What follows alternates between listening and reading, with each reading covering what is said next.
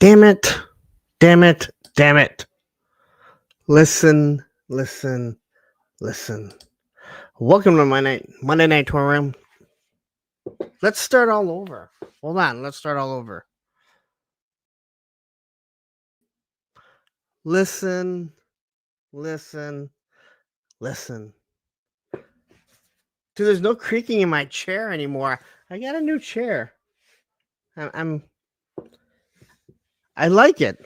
I should have got it before the streamathon though, or the punkathon, because man, that old chair was just kicking my ass. Anyway, welcome to Monday Night Tour Ramblings, where I will ramble on for approximately 3 hours. Probably not tonight, because I don't have a topic tonight, because I don't know, there's not much to talk about. Anyway, hope everyone had a wonderful weekend, and thank you guys all for tuning in and giving me a little bit of your time, as I know Mondays can be quite hectic. I know people like to wind down on their Mondays. The fact that you guys give me a few hours of your time, I definitely do appreciate it. So anyway, hope everyone had a wonderful weekend. As I mentioned, I got a new chair. I've kind of been, that chair been kind of bothering me, but then I started realizing exactly how much noise it was making, and I figured, hey, if I get rid of that, maybe you guys can hear this guy in the back, then he can make all the noise, and that's what you guys can hear. Anyway, yeah, so I finally ordered a chair. Thank you, Amazon, for always. You okay there, Roman? You done? Can I do my show now? He totally gave me a dirty look, like, yeah, you know what you get. Anyway, yeah, so we got the nice new chair. I was hearing it more and more, especially on Circle of Jerks. I was noticing it. I was really noticing it at night when I would be doing stuff, and I started worrying that I might be keeping my daughter up, because that thing started creaking, because you're trying to be quiet, maybe have something on in the background. Anyway, so this weekend, yeah, I kind of had a relaxed feel weekend. Um, I kind of caught up on some, or got on to doing some of the classic reviews. I did drop one. I have another one coming out tomorrow. I wanted to do a little bit more, but as easy as those things are, man, they can be time consuming. I actually have one that I have to finish the actual recording of the review. I've done the opening and ending. I should probably do that before I leave, because I'm probably going to fill up space on my phone, to be honest. But yeah, I wanted to get more done, because going into this weekend, I'll be at Assembly Required in Iowa, or Codename, Iowa. And then I get back, I work a full week, and then I start destruction on my bar downstairs. So depending on how long that's going to take, I don't know if I'm going to have time to, how much time I'll have to work on doing those classic reviews. And I'm so far behind. That schedule that I had, that I kind of kept showing you guys, is so out of whack. So anyway, and then this weekend, I did get the Steeler and Short Fuse from Target. If you don't know, you can go there and probably ask them if you don't see it on the floor. I'm gonna say this: if you are looking for the DCPI, you can find it on the Target app. Why is it that everyone constantly asks not just me, but other people? I see it in the comments. Do you have the DCPI, dude? Do some fucking work, man. Like, seriously, go on the app. Oh, look, you're stealing a Short Fuse. Hitting like more information or something. It gives you everything that you need. Man, like, some people are so damn lazy, and it's really, really annoying. Again, I don't get why people just can't do a little bit of work for themselves. So anyway, I did get that. And then the Target one actually came. Oh, and then on Saturday, uh, Pulse charged me. So as I've kind of mentioned, sometimes you take that gamble of ordering from multiple places, and sometimes you're able to get it in hand and cancel the other ones. Other times you get screwed and you have 3 of them or 2 extra ones coming in. I'll get that rectified eventually. So anyway, let's say hi to the chat. There's 42 people watching right now. I also threw up a poll I always like to see. Gives me a good idea of exactly how many people are watching and what what they're into. Gives me an idea here. I totally forgot to hit monetization on this. Just make some money off this crappy ass stream that I'm doing, right? I don't know why I remembered.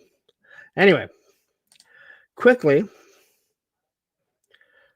let's say hi to the chat, and I'm gonna roll all the way to the top of it, and we're gonna start with maybe MTC has joined us. We got Beardy McBeardison, US Combat Dojo, maybe us. No Wolf. We have Same Time Toys. We have action figures. That's my moderator. One of my moderators saying, "Hey, Punkarelli and chat." We have Crusty Old Crow. I hate that they're not doing the names anymore and that they're rolling it out. That we're gonna have all these ats. SCS Dog, Stew for Lunch has joined us. We have Snake 08. Whew. Tony's Figs jumping in here, 3-star draw. Cages Customs. And then we have, let's see, here's got to be somebody else. I know I saw. There is Men who's jumping in here. We have Jason S. I know you went by something else, but hey, Punk, hey, Chad. Steve Martin jumping in. We have Joe ARH. Jay Astro, who I believe you sent me something on Instagram. I saw it on my watch, but I was trying to take my nap, so I never looked. I have to look later. Alex Martinez. We have Machine Man. We have a Rowdy Riles in the house. Woo! War Chest full of choice. And then we have the other moderator, Matthew Matson. Talking about exactly who he is. We have Nolan, which I believe makes us Toy Tube official, saying hey or hi Punk and chat. We have MCR. I'm still getting used to these names, so if I screw up your name or if I'm calling by someone else and maybe you're like, hey, I don't understand who this is, or I don't know who that is, it's because YouTube is stupid. Very stupid. And I just lost where I was at. Tripwire has joined us, who I will be seeing, I believe, at Assembly Required. Is your new chair a secret I don't know. I found it on Amazon. It was 33% off. It got good reviews, and it's, I don't know, it's more comfortable than my other chair, and it doesn't creak. That's all that I know. Beardy McBurdison says you should have saved the new chair news as the topic. Well, don't worry, you guys will still hear the old chair because it's now been moved downstairs to where I'm doing reviews. So you will still hear the old chair. It hasn't gone away. It's just been moved to the basement where I do my reviews now, which will be interesting. But you're right. This should have been my topic. This is why I need a producer. I don't, because then I'm too much of a control freak. I know that for a fact. David R has jumped in here. Matthew Madsen says OG13 and how we need retro carded versions to fix all the problems. Oh, that's just me and Tony. Yep, that is. Yes. I don't think there's any problems with the new one, to be honest. Actually, I really like him I really do like him. US Combat Dojo says I was traveling this weekend and stopped at a Walmart and it was loaded with classified. Was able to pick up a Ghost Viper, Budo, Desert Scorpion, and the police officer. From what I have seen, and I think I mentioned this before, it seems like whatever Walmart got those display cases, those are the Walmarts that are getting the majority of the classified figures. When I was stuck in Ohio for training, I went to 2 different Walmarts, and one of them had the display. That one that had the display had a boatload of obviously classified. Had the Desert Scorpion, didn't have the police officers yet, but it did have the firefighter. It had that. It had Budo. It had that wave. The wave before. I think the wave before the Cobra Commander. And it had the retro Carter figures. And even the one that I went to, the one that we have here, they have a bunch of stuff. But all the other ones, it's like scarce. They have maybe a case here pops in, but they don't have what everything else is. And so I just don't get it. It's almost like, hey, here are the stores that are getting it. MCM saying, Punk, are you getting the ramen tank? I really don't have any intention of getting one right now. Space is an enemy of mine right now. Not to mention the price tag is fairly high. Now, again, I don't really want to complain too much about price, considering you guys have seen how much I spend on stuff. But when I don't really have space, the other thing with the ramen tank is, as cool as it looks, and believe it or not, Greg messaged me, the guy who lets me borrow stuff to review, right after I got done with talking to Tony, and he was like, man, you need the tank for Steeler. He was saying the exact same thing. This goes back to what Krusty O'Crow said. One of the biggest problems is it holds one figure. And yes, you could say it technically holds two more figures, but the problem is you can't really do anything with it unless if maybe you have a display or a shot of the turret being literally blown off and you have two guys that are sitting there. There's no way to take real photography with them inside. Yeah, it has everything, it has all kinds of detail and stuff inside of it, but that's not how you would take a picture of it. Now it fits for the Wolverine and it also fits for the bridge layer, but unfortunately it's a big giant paperweight that holds one figure, and it looks really nice, but I just don't know if I can justify it right now, to be honest. Anyway, you asked, I gave you an answer. And we have G.I. Jetman, who has been a member for 2 months, so you get a fucking Phil Collins. Poor Phil Collins. Actually not.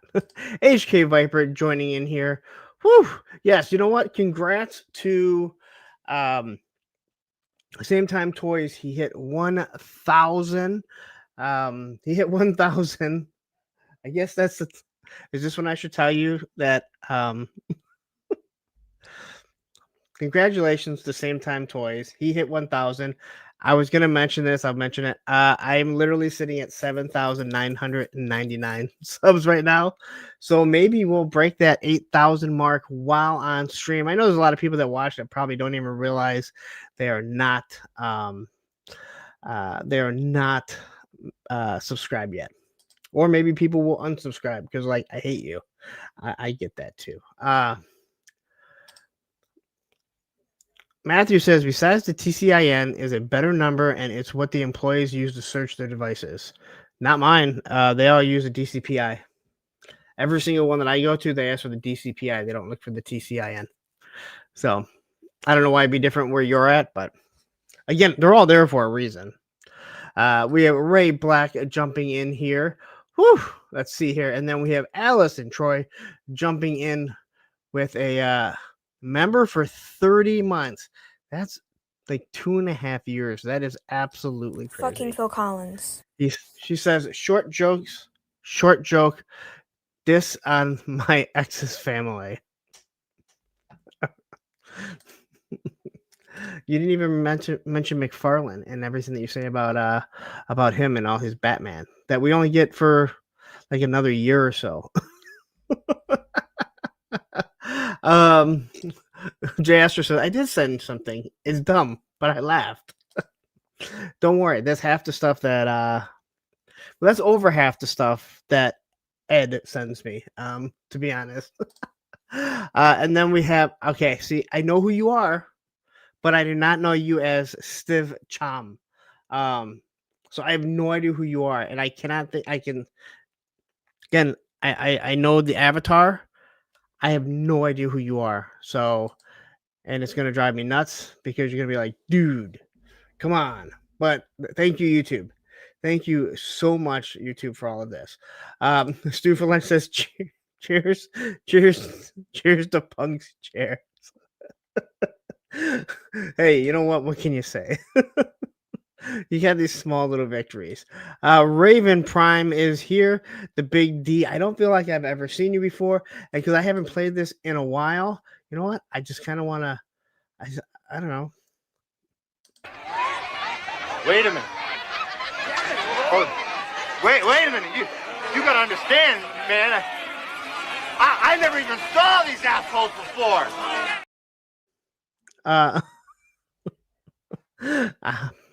Technically, half of these people I've never seen before because I don't know the damn names.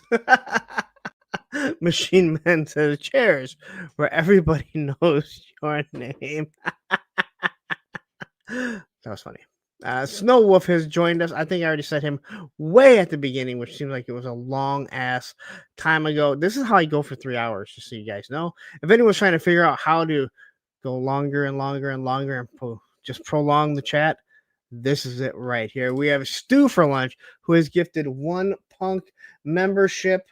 Let's see here. And that went to Brendan Higgins, who I've seen before.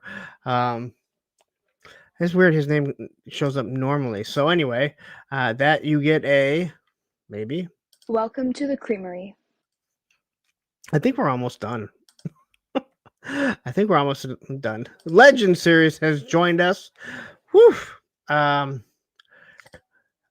Matthew is now saying DCPI is not item specific. There is a code for a general release, but there are separate codes for exclusives. I just think your target employees aren't trainees well, or that's all you give. No, they literally look at it and they go, "Hey, give me the DCPI." The DCPI is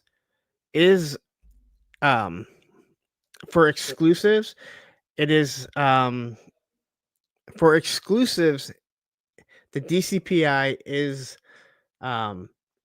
for each figure. You're right. For general releases, it's all the same. So if you go in there and you give a DCPI of a Jada Street Fighter figure, it just populates all the Jada Street Fighter figures that might be in stock. You're absolutely correct on that one. But no one's ever asked for the TCIN or anything like that. And usually they're looking at my phone. Ted Knight, thank you. See, that looks nothing like Stiff Chom, and it's not your fault. Once again, that is all on our fucking friends at YouTube. Hi, it's me has joined us. Woo! He says, I use my real name, Damon Parker. Okay. Well, thank you very much. Crown Fox Production has joined us, and if you did not watch, please go back and check out Thursday with a Friend. Last week with her, it was great. I know a lot of people see Crown Fox. Dominique, her parents really wanted her to be a stripper, so they gave her 2 stripper names. Hey, you know, whatever. Her parents seem to love her. Go back and watch it. It was great to have the focus set on her, and not just being part of an ensemble, which is what she's normally part of when it's, you know, when she's on Smoking Joe's or a lot of other things. And you could actually get a word in because, as we know, Legend Series, that guy can talk, and that's coming from me. We have Cal Shave jumping in here. Woo! Okay. Izzy Trevi, Paul Morales, and I think we're going to call it a night over all the people saying hi to. Wait, there's Joe Fan 84 who will be a guest very soon on yes, this Thursday with a Friend. All right. Anyway, this week I will be at Assembly Required for Wednesday or on Thursday. So I will not be doing a live, but I have already recorded one with JMK Customs.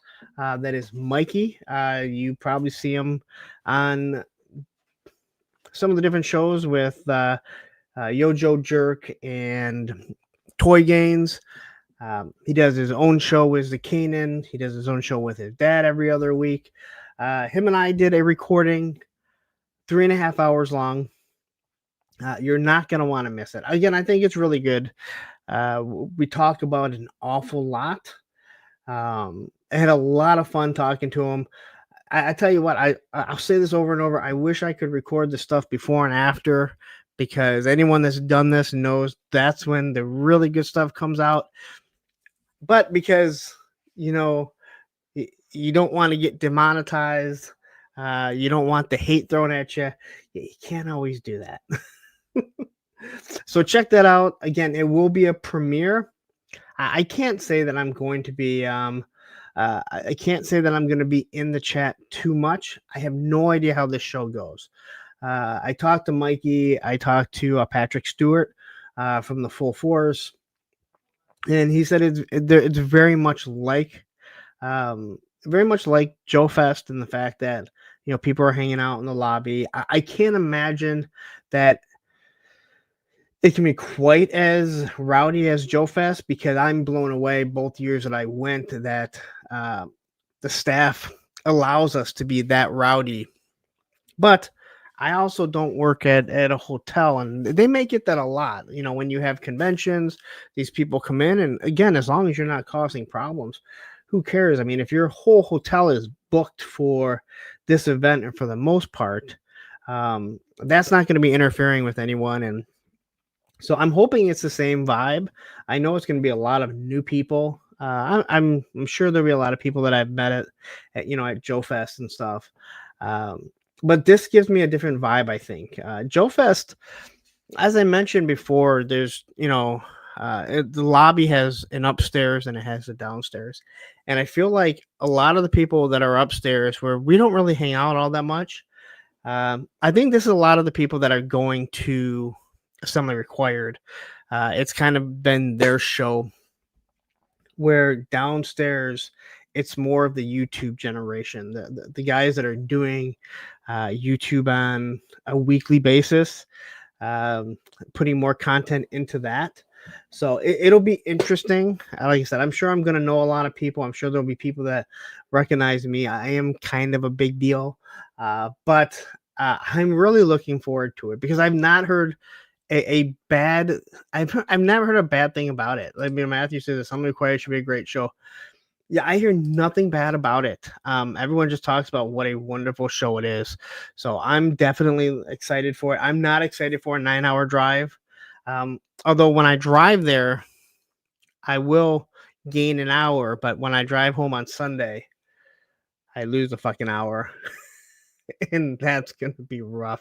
Ostrodamus, who just got back, well, not just, he was out at Legion's Con this year once again. I'd love to go to Legion's Con 2 once. Oddly enough, and I didn't put in exactly where Legion's Con is. I put in where I was staying when I went for work a couple years ago, and I know it's right around there because Chubsy Wubsies is right there, and I know all that stuff is right there. I'm almost directly in the middle between Assembly Required and Legion's Con. But again, as much as I love to go to Legion's Con, I feel like Assembly Required is one that probably fits me a little bit more, since it's Joe-centric. But who knows? Next year is going to be difficult for me to do anything other than Joe Fest, only because right after Joe Fest, I go right down to Florida, so I'm gone for 2 weeks. Gun Bunny, that's not Gun Bunny. Gun Bunny Customs are jumping in here saying, "What's up, everyone?" Gun Bunny, thank you for the stickers. I almost had to yell at you because I saw Toy Gains get stickers, and I was like, "Where the fuck are my stickers?" And I did remember that you asked for my address and said, "Hey, if you're interested in stickers, send it out." So before I lost my cool, I said rationally to myself, he probably asked people all around the same time. So they probably all went out at the same time. So they'll all get them at the same time. And I was correct. Unless your name is Radnom or Random Diorama, who literally got my stickers almost a year later. They somehow got stuck at the post office. And then they showed up and he's like, "Hey, thanks for the stickers. You finally sent them." I'm like, "Dude, I sent that at the same time." And then he looked at the code that it was stamped. And it was like almost a year later, which is crazy. Derek Holloman jumping in here saying, good evening. Good evening. Anyway, whew. That was a lot to say when you say absolutely nothing. So anyway, Hasbro is shipping the Retro Bat, who I just saw Bees Battleground got it. Shocker. Mine went the way of DHL, which meant it went to, everyone say it, Stowe, Ohio. They also shipped the green shirt, and that's going DHL, which means that will go Stowe, Ohio too. Now they did ship, again, this all goes to size. They shipped my Steeler and Short Fuse once again. I told you no one gives a shit. Sometimes we win, sometimes we lose when we buy from multiple places. But they also should be shipping the Punisher, Nick Fury 2-pack, which my estimation will probably go out. It'll probably go out FedEx because of the size of the box, because that's how this other one went. So that one will probably be sitting here waiting for me when I get back from Iowa. Will the green shirt? Who knows? That may be sitting in Stowe, Ohio till Thanksgiving for all I know. But yeah, very very interesting. So I hate DHL, the whole logistics and everything. J.I. Jetman says, Lawrence, I didn't know you watched Mayor of Kingstown and Tulsa King. What do you think of their latest episodes? I do not watch Mayor of Kingstown. My partner, he does that with his brother Josh. So my partner Adam, who I will actually get to meet at Assembly Required because he lives like 10 minutes away.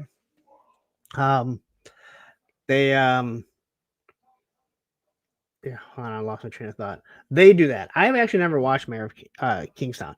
Tulsa King, on the other hand, now I'm trying to think what episode this was because we've watched the episode for next week.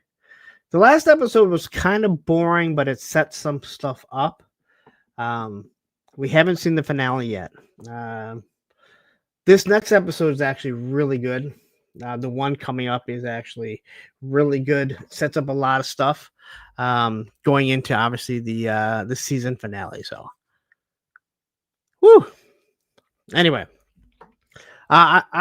so again, I don't know why I never got into Mayor of Kingstown. I really like Tulsa King, and then tomorrow night, right after Circle of Jerks, we'll actually be watching the season premiere of Landman, which will come out on Sunday. But I'm like, hey, I can't record this weekend because I'll be in Iowa with you. So this weekend we'll actually have Mayor of Kingstown, or he will. We'll have Tulsa King, and then we're also going to have Landman, all dropping on the exact same day. YouTube loves when you drop like 3 episodes or something. Yeah, they don't. They absolutely hate it, to be honest. And there he is right there. JMK Custom Work saying, what's up, fuckers?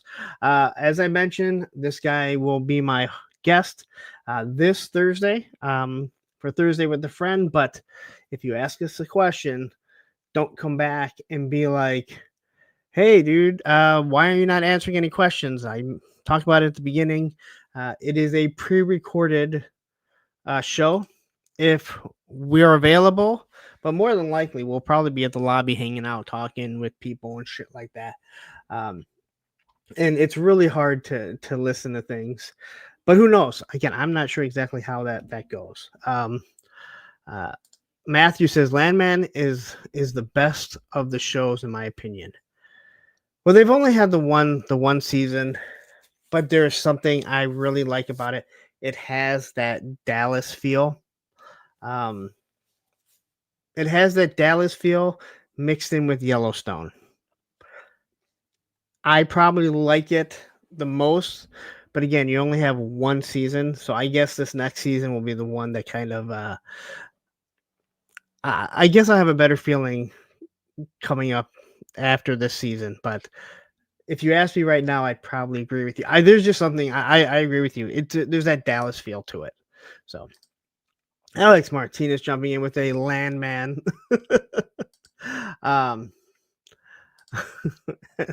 Watch just says Landman has nudity. I'm in. Does it?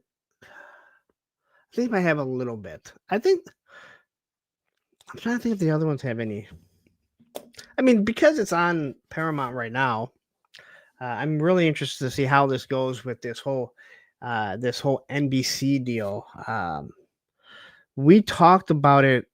I think we talked about it on one of the last episodes. I don't know if it's aired or not. Adam, he's really into all this stuff. And he said this $1 billion deal that Taylor Sheridan signed with NBC and not Paramount all had to do with, I guess, one of the guys at Paramount, basically his son, who's like vice president or something, said, we want say in this and I want say in all of this. And he didn't even know there was a deal on the table from NBC. And he pretty much said, this is how it's going to be. I want to say in it. And he just went and signed with them and said, fuck you, which is crazy. But it kind of reminds me of the New York Jets. If you know anything about them, there was actual rumors that they decided they wanted to trade, like his kids wanted to trade people because of fantasy football or Madden, how they played in Madden, what their ratings were. That's all that I could think of when he said that to me. So, 3-star says Landman and Mayor of Kingstown are the best things he's done, though I haven't started watching the new season of Kingstown. Darren, we have already decided that you have absolutely no say because you said what 1923 was awful. So we know that your opinion means absolutely nothing. With that said, if you guys missed it, Friday night, Darren premiered his Tuco Viper video. He searches the world. I actually have his Tuco Viper video going right now. I'm waiting to get to the pictures. I think Darren's about done with his opening monologue, so we should get to it anytime soon. No, seriously, if you haven't checked it out, go check it out. Look at this. Darren says 1883 was awful, 1923 was decent until the ending. Wow. Once again, I'd stop before I stop promoting your Tuco Viper. Anyway, Darren did a wonderful job, in all honesty. It was interesting to see Tuco Viper. I can't speak for who Darren showed this to. Maybe he showed it to Pop. I don't believe he showed it to many people because I asked Crow when we talked about it. And he goes, no, I haven't seen it either, which I think was awesome. He kept it really secret so we could see everyone that see everyone's pictures. He said, hey, during this whole process of sending this Tuco Viper around and taking pictures, you can post up to like 3 different pictures because he wanted it to be a surprise. In the end, I was the only person that even showed a picture of Tuco Viper, and nobody even knew what it was because it was the Predator capturing him. So that was a lot of fun, a lot of work for not 3.5, almost a year and a half. And I know Darren put a lot of work into it. So go over there, give it a watch, even though he's saying some really good TV shows are awful. His Tuco Viper video isn't awful. And I will just say this. There is a long opening monologue.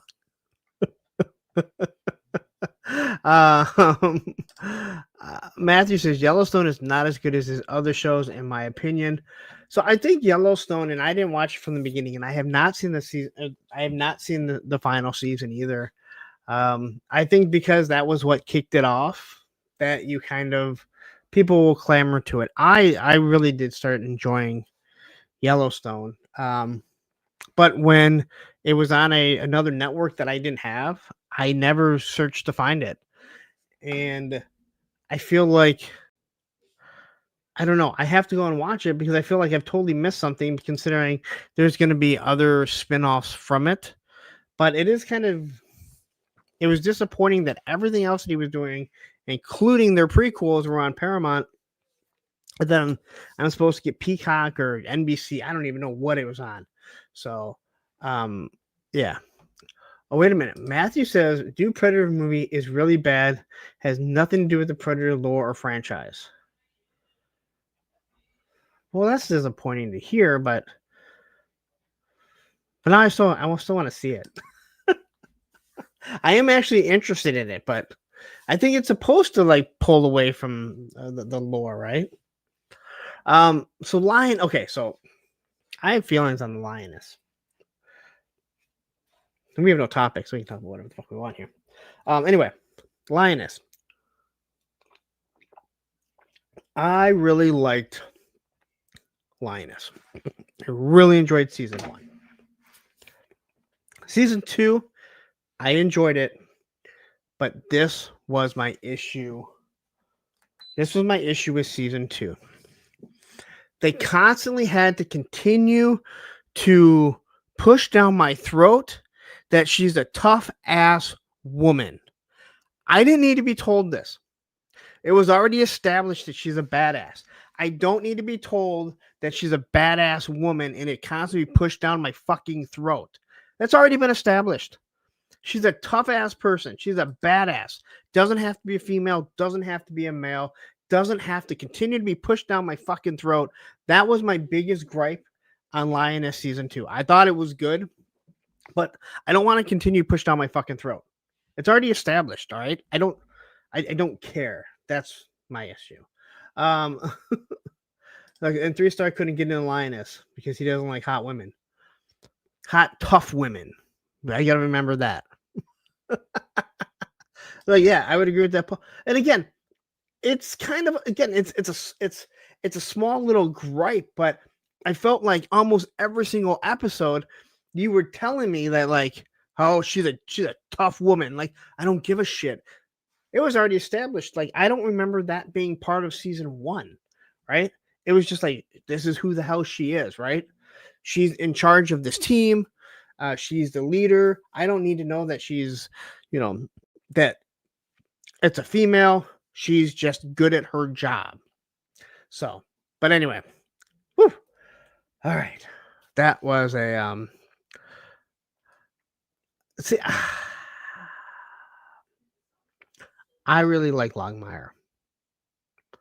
But I don't know if it's better than Yellowstone. Longmire had some issues with Longmire too. Though I liked it. And what I mean by that is there was like 3 sheriffs for a whole fucking county. All right?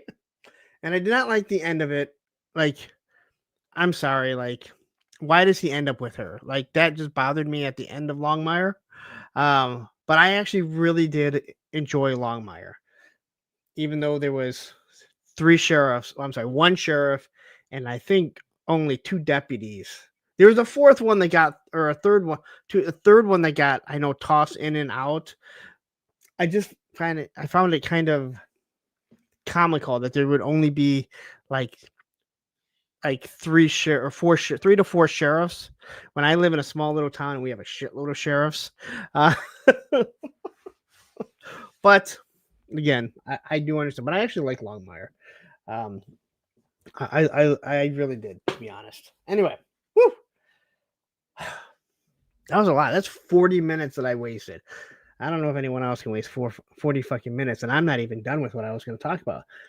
So the other thing that I wanted to talk about is what I will be doing this week, and I am, other than in all honesty, other than the 9-hour drive, is the only thing I'm not looking forward to, and then the 9-hour drive back and losing an hour. and that is assembly required. So this is assembly required here. And they do this every year. And there's different things I know that you can purchase through it. When you go to the store here, you have a Customs Classic, the Friday Night Mission. I'm going, I know myself and Sherlock, Sherlock has been on my ass to go to this. And he was messaging me like day one when it was announced. And then the moment those tickets went on sale, I'm like, all right, well, the tickets Friday night, Saturday is free. Friday night, the early admission does cost money. He's doing the group dinner. So I'm like, all right, well, let's do the group dinner, whatever. I'm not sure who's doing it and everything. But there's a lot of different things. You got the word burglar and stuff. Joe Fest 25 South Pop card backs. I know Matthew's ordered stuff from them before, different cardboard pop-ups for dioramas and different things like that. And from one of my understandings, is they put a lot of time and effort into their artwork. I believe Brian Sauer is a big part of this. Matthew, correct me if I'm wrong. Skeletron is actually the ones that sponsor it now, so I can actually maybe find out, hey, when are these things hit shores yet? Because I have so much. I have a lot of Skeletron stuff coming, which I am definitely excited for. Clint Jorgensen saying, "What time is your panel? What time is your panel you're hosting?" I am not doing any types of panels. I did that one time. That was enough for me. If I never get asked to do another panel, I just did it twice. If I'm not asked to do any more panels, I'm not going to lose any sleep. But yeah, and Warchester says, I'm at the group dinner, but none of the other stuff. Well, no, I'm not. Yeah, I wouldn't do the customs, and I know Sherlock even said he's not doing it. So yeah, we're doing the group dinner. But the group, so we got the group dinner. I mean, it's $55 for the group dinner, and early access to the floor. So it's like, why wouldn't you spend, the extra $10 just to get that rather than just the regular group dinner? And Matthew said Brian Sauer is awesome. He does a lot of artwork that is Joe inspired. Yeah. So there's a lot of different things, and if there's stuff that you see, you can order it from them. I'm not sure what this is. The Rowdy Piper custom kit, $55. It's sold out, so you can't get it. I was never sold on that, to be honest. I'm talking about Piper as an Iron Grenadier. So, but there's a lot of different things. I know we talked about this. I talked about this with someone. Like, they have like one of the worst websites ever. But it is November 14th and 15th. So if you are somewhere in the Des Moines, Iowa area, if you're within an hour, maybe even 2 hours, drive, this might be something you want to shoot out to. I drive all day, so driving 2 hours or even 3 hours to get somewhere, really not that big of a deal. I wouldn't think too much of it. But just to get out there and, meet some of the other people in the community and see what's going on. I'm amazed at how many people in this community don't go to any types of conventions or any types of even local shows, because a lot of people I talk to, they don't even go to local shows. And I would love to show you like what certain things are, but like I was saying to Charlotte, I'm like, dude, their website is awful. You would think that there is some nerd in this community that you could say, hey, create us a website. We'll take care of your airfare to get here and your hotel or whatever. Just keep this site running all year round and add some stuff. But, they, I don't know. I don't know if they don't or what. But anyway, this is where I'll be. So if you are wondering what next week's show is going to be about, it is going to be solely about Assembly Required, because I will be getting in very late and I have to work on Monday. So other than maybe hitting some specific news, you're going to see probably lots of pictures of me with other people. And when someone says, "Why are you in all these pictures?" I'll say, "Because they're my fucking pictures. Why would I take pictures of other people and post them?" But I'm really looking forward to it. I think I'm more anxious to find out what it's like, so then I can have a better idea. Then I can have a better idea of what I'm getting into. You know, like when I go to Joe Fest, I know what Joe Fest is, right? Um, I know what Joe Fest is. I know what we're gonna get. I know how it's all laid out, and how it goes for 4 days. This I'm so not sure of. So I think the anticipation, the angst, and just wanting to get to it and see what it's like. Also, just to get away from work and hang out with some like-minded people. I'm definitely looking forward to it. Clinton Jorgensen says there is a room on the corporate jet heading into Des Moines this weekend, but still can't make it this weekend. Why not? Alex Martinez jumping in saying San Diego Comic-Con. Well, that's a whole nother beast in itself. Mr. Wonderful jumping in here, one of the travesties. Warcha says my company would knock that website out. I think a lot of people could. I just like, you're trying to look through it. I'm like, this is awful. Like, I can't find anything. And Adam, who does IT, means 10 minutes away, and I'm like, I'm not really sure what's going on. He wants me to come in, and I'm having dinner, I think, on Thursday with him and his family. And I'm like, I'm not trying to be a dick. I'm trying to figure out like what's the best way to utilize all my time, because there's a lot of people that I want to meet and hang out with, or see what's going on. And if it's like you said, if it was Joe Fest, you don't really have time to go to someone's house and, have dinner with their family and everything, because there's so much going on at the hotel, and all that other stuff. So, but again, we'll see. I'm excited for it. Matthew says, I wish I could have gotten the convention sets from AR. I've gotten the last 4 years worth. Well, Matthew, I'll tell you what, if you buy a plane ticket, I have an extra bed for my hotel room. It's just me. I'll be more than happy to split that room rate with you. And Clint says, it's my mom's birthday on Saturday. She has health issues, so it may be her last. Well, don't say that. But hopefully mom has a wonderful birthday. Enjoy those. Enjoy them all. So Kenzo's Creations jumping in here saying, happy Monday, Punk and Peeps. Woo! All right. I don't know what else there is to talk about. I have a little bit of news. My new chair. The new chair is making a popping noise, though. I noticed that. But it does make that creaky noise. You start to forget the creaky noise, but people start pointing it out. Go figure, right? Anyway, some news, not a lot. And we'll start off with a little bit of Motu news. Oh, I really screwed up this main picture here. Anyway, there's this guy. This is Manny Faces of something. I don't know what the fuck this is. It looks like I might have soft goods.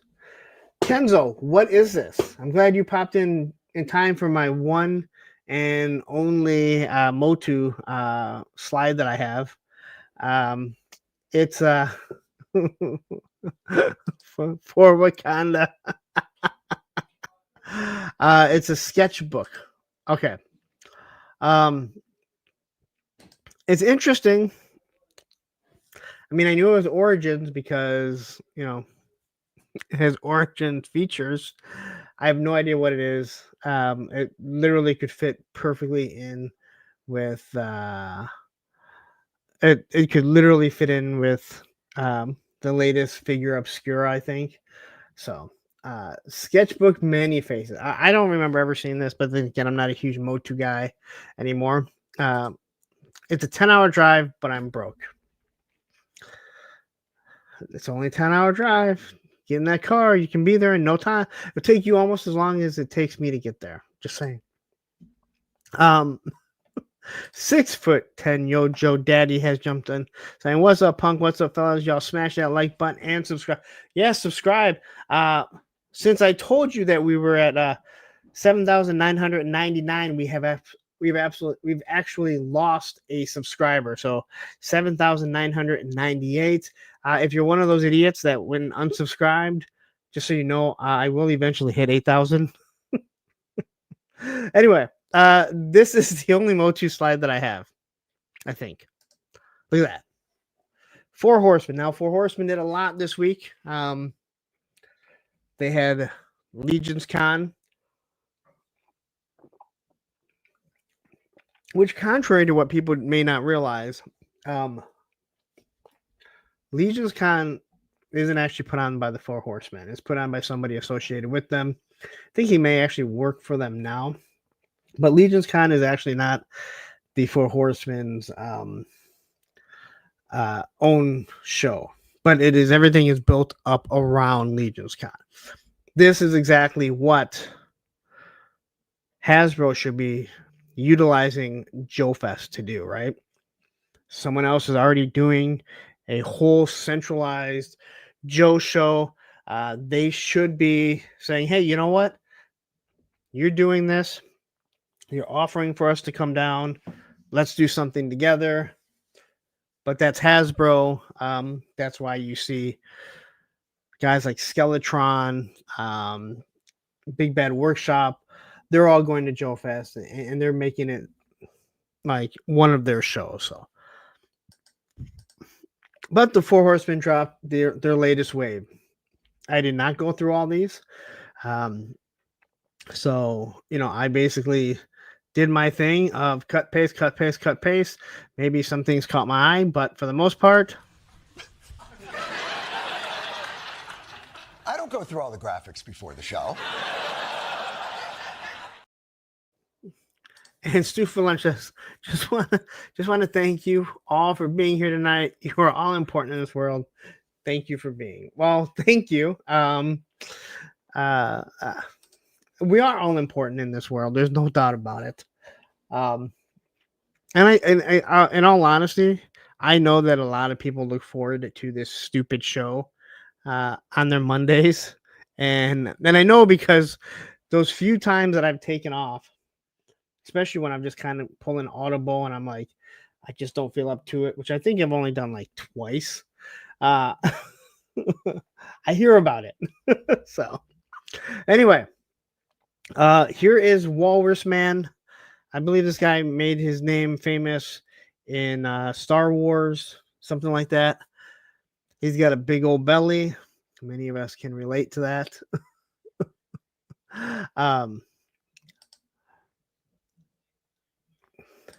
I thought I had more pictures of that guy. I don't know. So this guy here, I swear this was my first Mythic Legion figure that came out. So if there's any Mythic guys in here, any of these 4 Horsemen, cultist, yeah, I said it.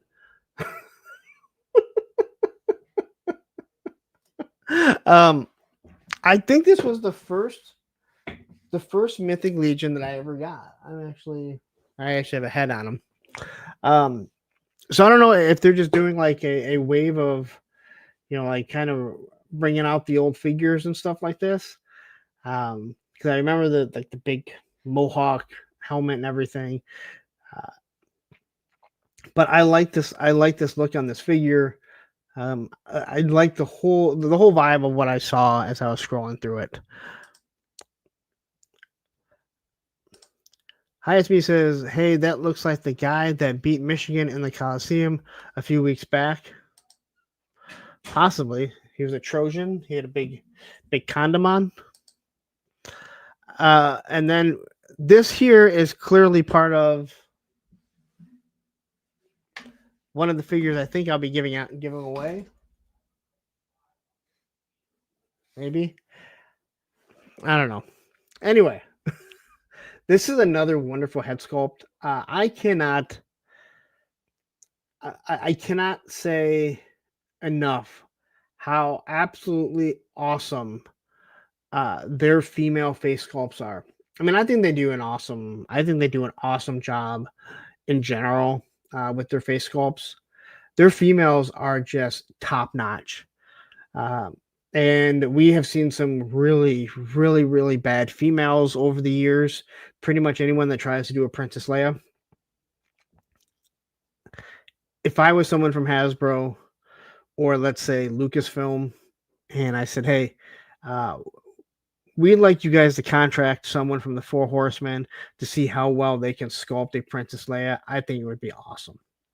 So anyway, this is another new figure that's being dropped, or a new wave. Then there's this guy, and I'm still going to say this. I don't want to hear about how good their articulation is and how it's gotten better. It's still not very good. All right. A slight knee bend and a little bit of an elbow bend. It's better is still not good. And I know it's blasphemy to say anything negative. But this is where, again, as wonderful as everything is, and I'll say it again, the stuff you're paying for with the Mythic Legions, the Four Horsemen stuff is your paint, your sculpt, your accessories.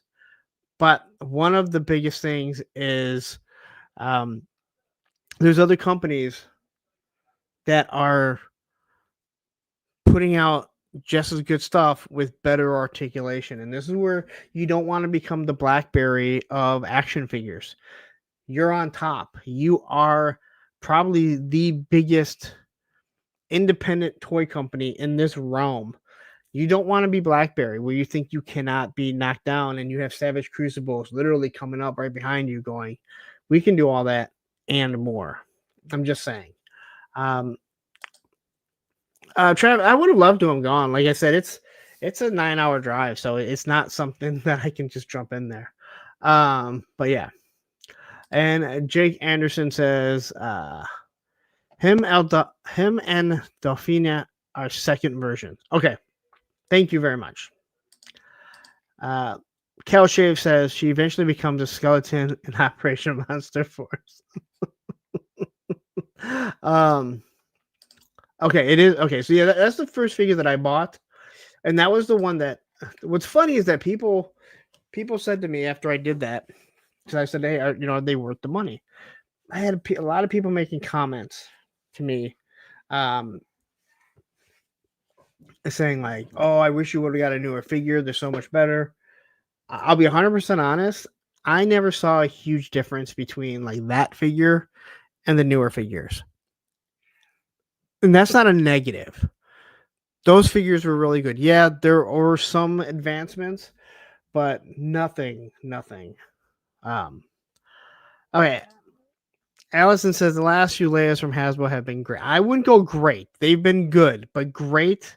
I cannot say great, but they don't look like a monkey anymore. All right. I'll agree with you. They all they don't look like a monkey anymore. And Tony Tran jumping in here saying nice wave. Yeah, I agree. Again, this figure looks good, and I don't know their names. Here we have another figure. I like this blue. I love their soft goods. And to be honest, to be 100% honest, like I've said it before, if I wasn't so into classified, and I guess now with Operation Monster Force and stuff like that, but for the most part, I probably would pick this type of stuff to get into. I really enjoy all of this because I do think you can do some nice battles and you can tell a nice story with photography. You just don't have great articulation. So there's a child here.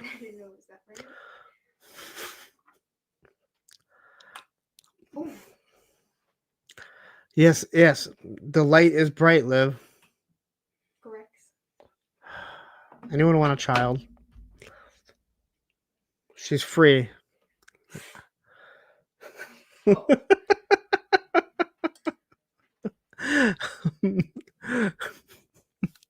um, this guy's interesting. I don't even remember seeing this guy. Let's be 100% honest.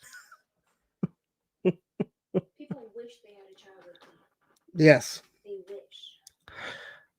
wish. People wish they could be doing a live stream and the daughter could just come in here. Well, this is my house. I know this is well, technically this is my house. This is the house that I reside in. Yes, you're absolutely correct.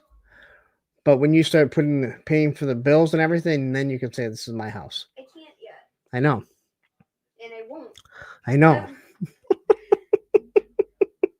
But you said you're living with me. Yes, when you get older, I will be living with you. You're absolutely correct. So it's gonna even out. Yes, but right now, and then I can come in on your live streams. You could. Here, you're here, right?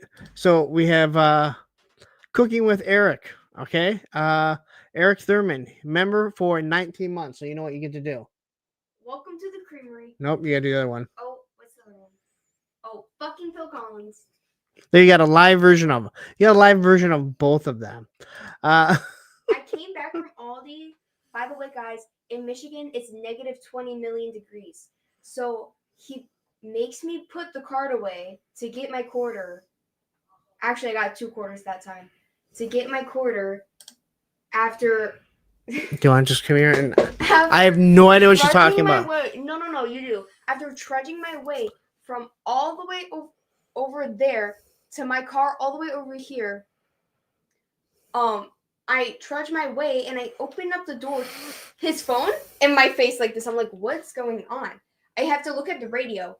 It's Phil Collins. I'm like, hello? Like, fucking Phil Collins? Like, I don't know. Like, he's never wanted me to swear more in my life than when it's about Phil Collins. He's usually like, do not say anything like that. No. Anytime Phil Collins comes on, I don't know what the hatred is, but there's something there. There you go. See, but look, you said I've got nothing, so I'm giving you stuff to work on. It's okay, you are. And Matthew, my moderator, saying blah, blah, blah nonsense. What the heliante? Why is he saying anything? Hey, guess what? That's why I like Ed better than you. Ooh. Boom! That's why Ed got a birthday card and not you. Wait, yeah, he did, right? Yes. Yeah, that's right. And he also gave me a card, so yeah. And man, if Ed is listening right now, he's not gonna let Matthew forget that one. His ego's probably good. I don't know if the ego's going that big, but After getting complimented or saying that like he's lying, yes it would, bro. Eric says, "Dang burn." Exactly.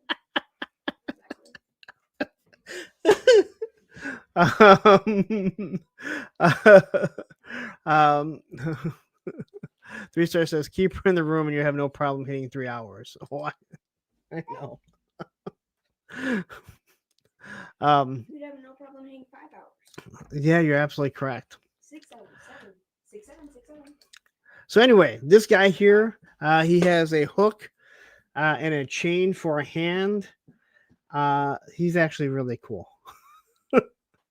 I know nothing about this dude with a crustacean on his head, but he's actually pretty damn cool. At least to look at him. Again, you give a chain and a hook that's connected to the hand. Yeah, that's pretty damn cool. And then here we have, I'm assuming this is the same female that we already saw. Yeah, I wonder. Yes. Sorry, I need a ruler though. Oh, it happened. Come here, come on, tell everyone. I need a ruler. I don't know where the rainbow rulers are. You have to be. Where are the You rulers? cannot be a new Wait a minute. watcher for this, guys. This runs deep. Are you kidding? I swear to God. I swear to God, I need it. How did you lose 7? I don't know. If anyone remembers the great There's more in there. Yeah, where? I don't know. Which one do you want? I'll take that one. They must have fallen down because they were in the up position. At least they were. So if everyone remembers the great ruler issue, The bottle. no, they're all in this. They're all in this pouch over here. File. There's a little pouch that you can put like files and stuff. I think they all fell in there, but no, Matthew, I did not lose them all. Yeah, Only 5 of them. He has 2. if you go through there, you'll find the rest of them. I promise you. Well, I don't. 'Cause have there's all never- that time. There's never been a use. Because I only needed I've about never one had- time. Ed says make sure you sign that thing out and you get it back. She's signing it. 10, 13 p.m. on 11/10/25. Okay, I'll do my This is entertaining for like 5 fucking people right now. perfect.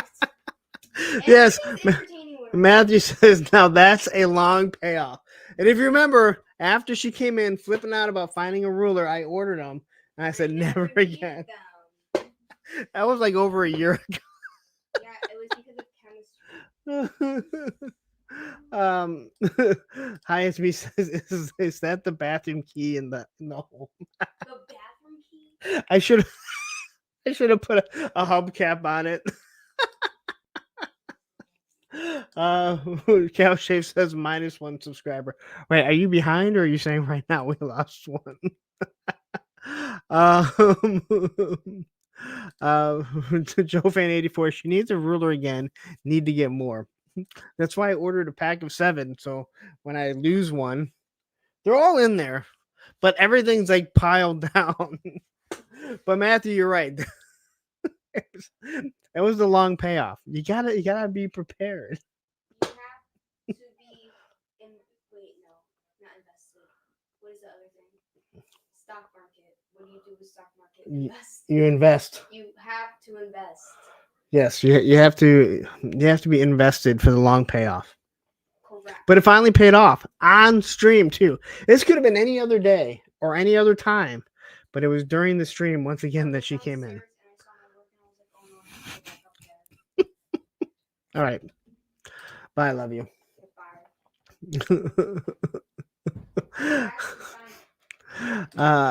Stu for lunch says Christmas is coming.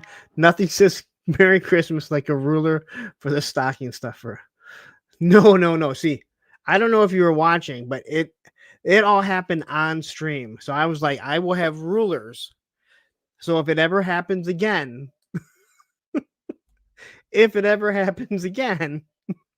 I will have one. And they've literally been sitting up here forever. And I put them down there and they must have fallen down. But no, I did not lose them.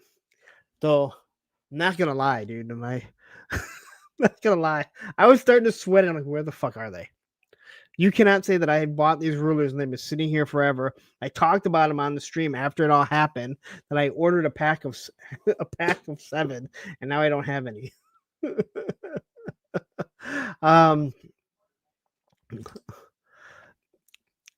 Ryan says this figure looks like she wants to go to Canada. Why?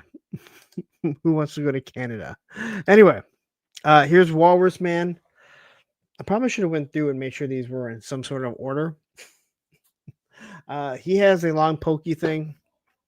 He has that broken tusk there. So, and his he's got some ugly feet. And then we have Chris. Didn't we just get this guy? And did we just get this guy for Mezco? It looks like that Mezco crustacean dude that just came out. Stu for lunch says Walrus Man is awesome. Wish he came with a golf club for a Craig Stanley cosplay action. Yeah, this guy. This whole thing reminds me of Mezco. The whole background of it, kind of like the fire sky and everything. This looks This reminds me of that one Mezco figure that recently came out. And here's again, this is how they all should have been in order. I really was not paying attention to it very much. He's not wearing a fancy suit like Crab Louie. Okay. He says that guy's name is Ray.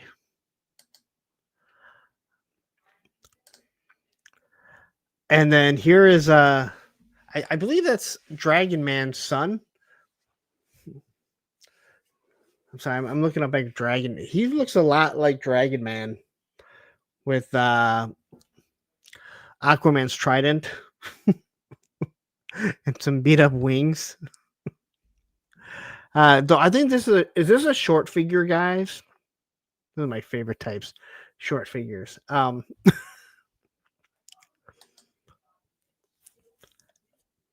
really should have put these all together.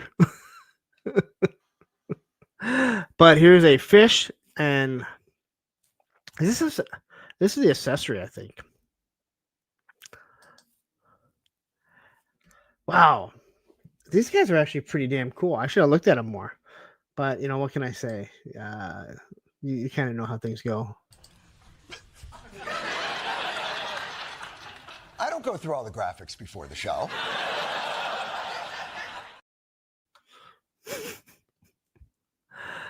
I'm really liking this wave as I'm going through it with you guys. Yeah,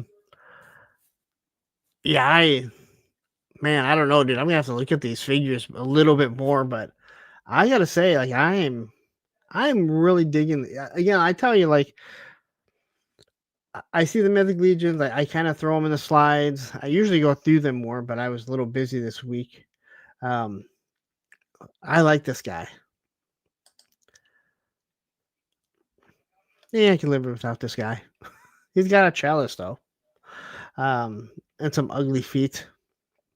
So this is another Dragon Man. It should be right here. I can tell by the feet. He's wearing his horns down here.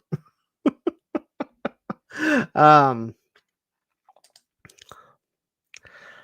here we have Globulus's life partner. If you were looking, also mixed with Medusa.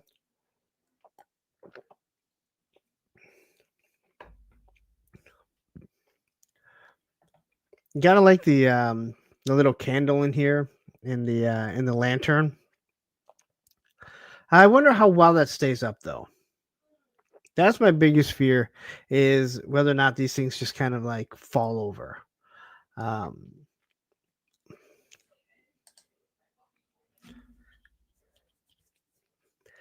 Yeah, I'll say it again. I don't know who was actually.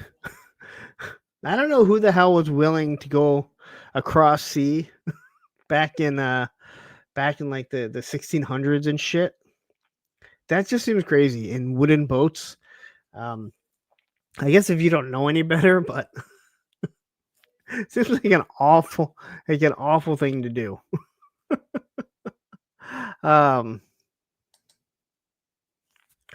And then we have this big giant crab man. This I think Toy Crustacean was part of this. He may have been one of the people that was working on this, designing stuff like this. He wants some. This guy is out to make sure that YouTubers are not don't have channel memberships, that they're not asking for super chats, because all that stuff is slimy. And he has an anchor that probably goes to the USS Flag. So this is the second. This is the Spartan. Is this Spartan? I don't know what his name is. Like I said, this is the one that I do have. 1492, Columbus sailed the ocean blue, and before that, the Vikings did it. Yeah, I don't know who the hell's getting on. Seriously, like those. That man, fuck that. So we got some shark teeth, or a big shark bite. It looks like. All right. Man, I put a lot of slides in here I didn't realize. You think like someone else does this shit. I pay attention a little bit more at times. Warchest says this figure looks better than the 1/12 Mondo He-Man. I thought the Mondo He-Man looked pretty good, but are you talking about Clawful? Because I think that's exactly what he's supposed to be, as like an homage to Clawful. Different though. I don't know if I want this in my house. Just, but then again, I have a giant scorpion too. So, and 3-star says this thing looks awesome, but there is not a snowball's chance in hell it's going to stand. I just want to see your review of it, Darren. Where you go? Hello, this is 3-star Draw. We're adult toy channel collectibles. We mostly talk G.I. Joe, but sometimes we talk other things. And today I'll be talking about this Clawful from the Four Horsemen or Mythic Legions. I think I'm getting better at it. I think I'm getting better. All right. And then we have this Arkan the Cruel, Joe Mangello's. So this will be available for pre-order January 2026 at storehorseman.com. I read pretty well there.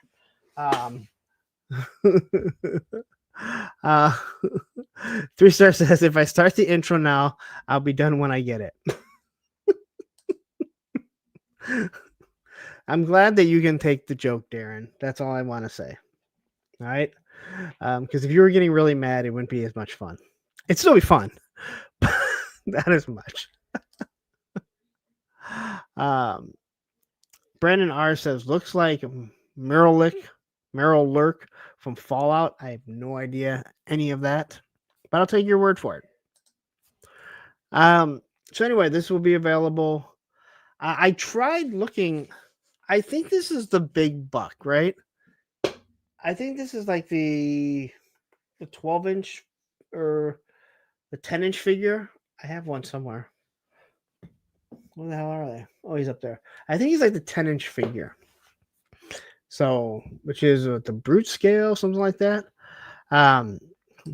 Ryan says, this should be riding the Mythic Legion dragon. A dragon on dragon? Seems like a crime. MCR says, put Punk's impression in the video.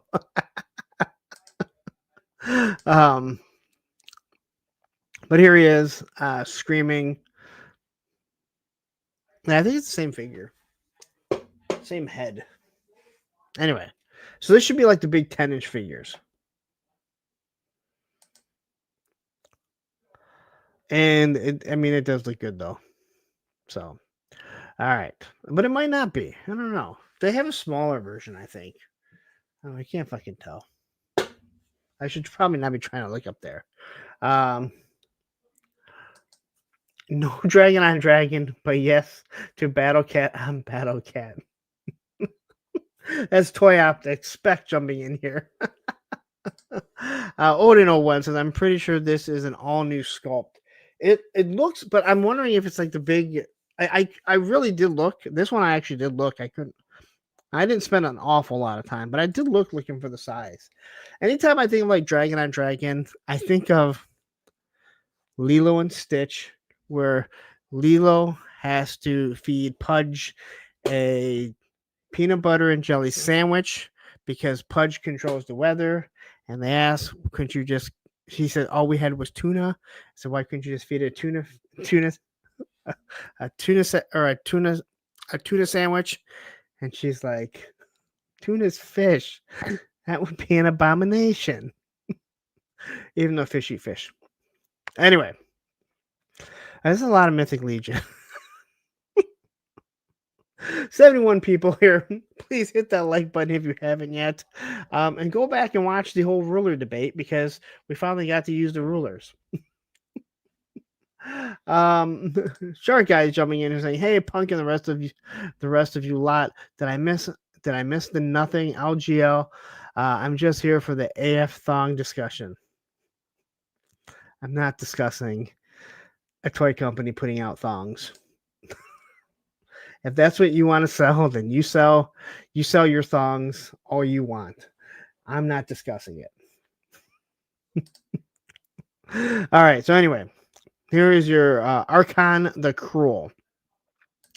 What's cruel is me doing any type of news from Mythic Legions.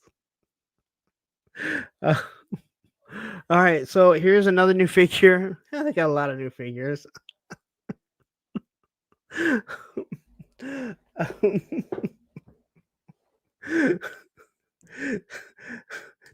Nothing can make you go softer than seeing your woman wear that.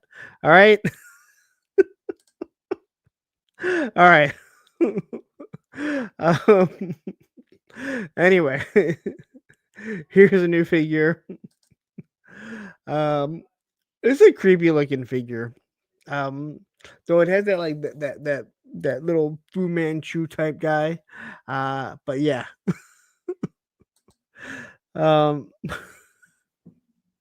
Goddamn comments.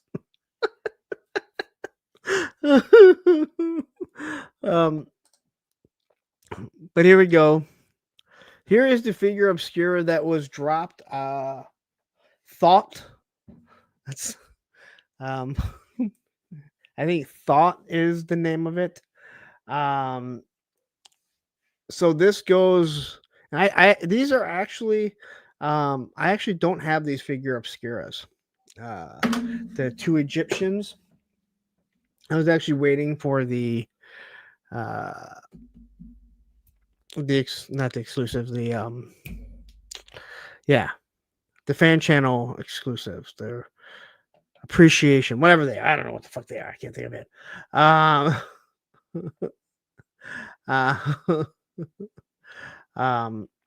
But anyway, now I was listening to Oz talk about this on the Clubhouse, and he was retailer exclusive. Thank you. That's what happens when you do something all by yourself. He talked about how people have wanted them to do that bird wave again. Go back.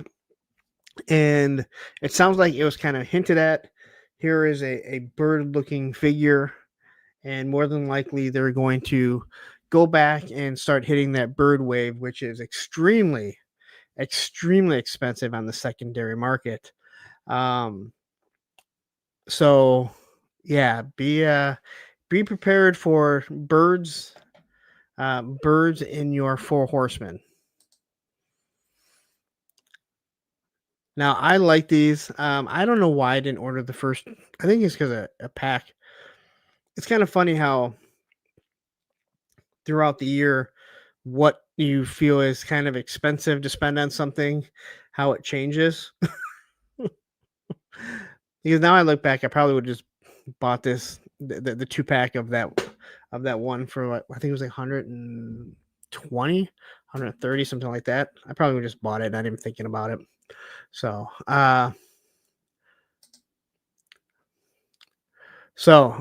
here's everything that it does come with. If I would have realized this one was dropped, I probably would have asked someone to pick it up for me. So, but either way, there you go. It's going to be available. I think they said 2026, and it will be in stock item. But I will say this: the last figure obscura, the Jersey Devil, I don't really have any problems with. I have not messed around with it too much. I'm looking at it right now. Like, you guys could understand what I'm looking at. But I've heard too many bad things about poor quality and stuff. So I fully believe that, hey, they have some QC issues. So hopefully they're able to get that stuff taken care of within this. Grizzlehorn says, so not available now? No, it was available for Legion's Con. But they said later on in 2026, it'll be an in-stock item. So pretty much if you went to Legion's Con, you were actually able to get something early.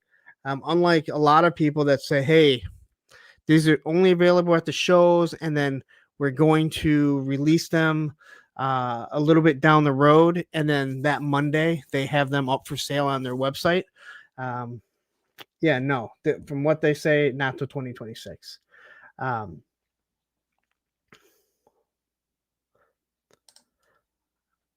Oops, hold on 1 second. 3 Star says I skipped Jersey Devil, but Ganesha isn't all that great either. Ganesha is. There's only so much you can do with that big thing. To be 100% honest, you can only do so much with that thing, and I'm not a huge fan of it. I will be 100% honest. It looks amazing, but like it's meant to sit down and just kind of sit there.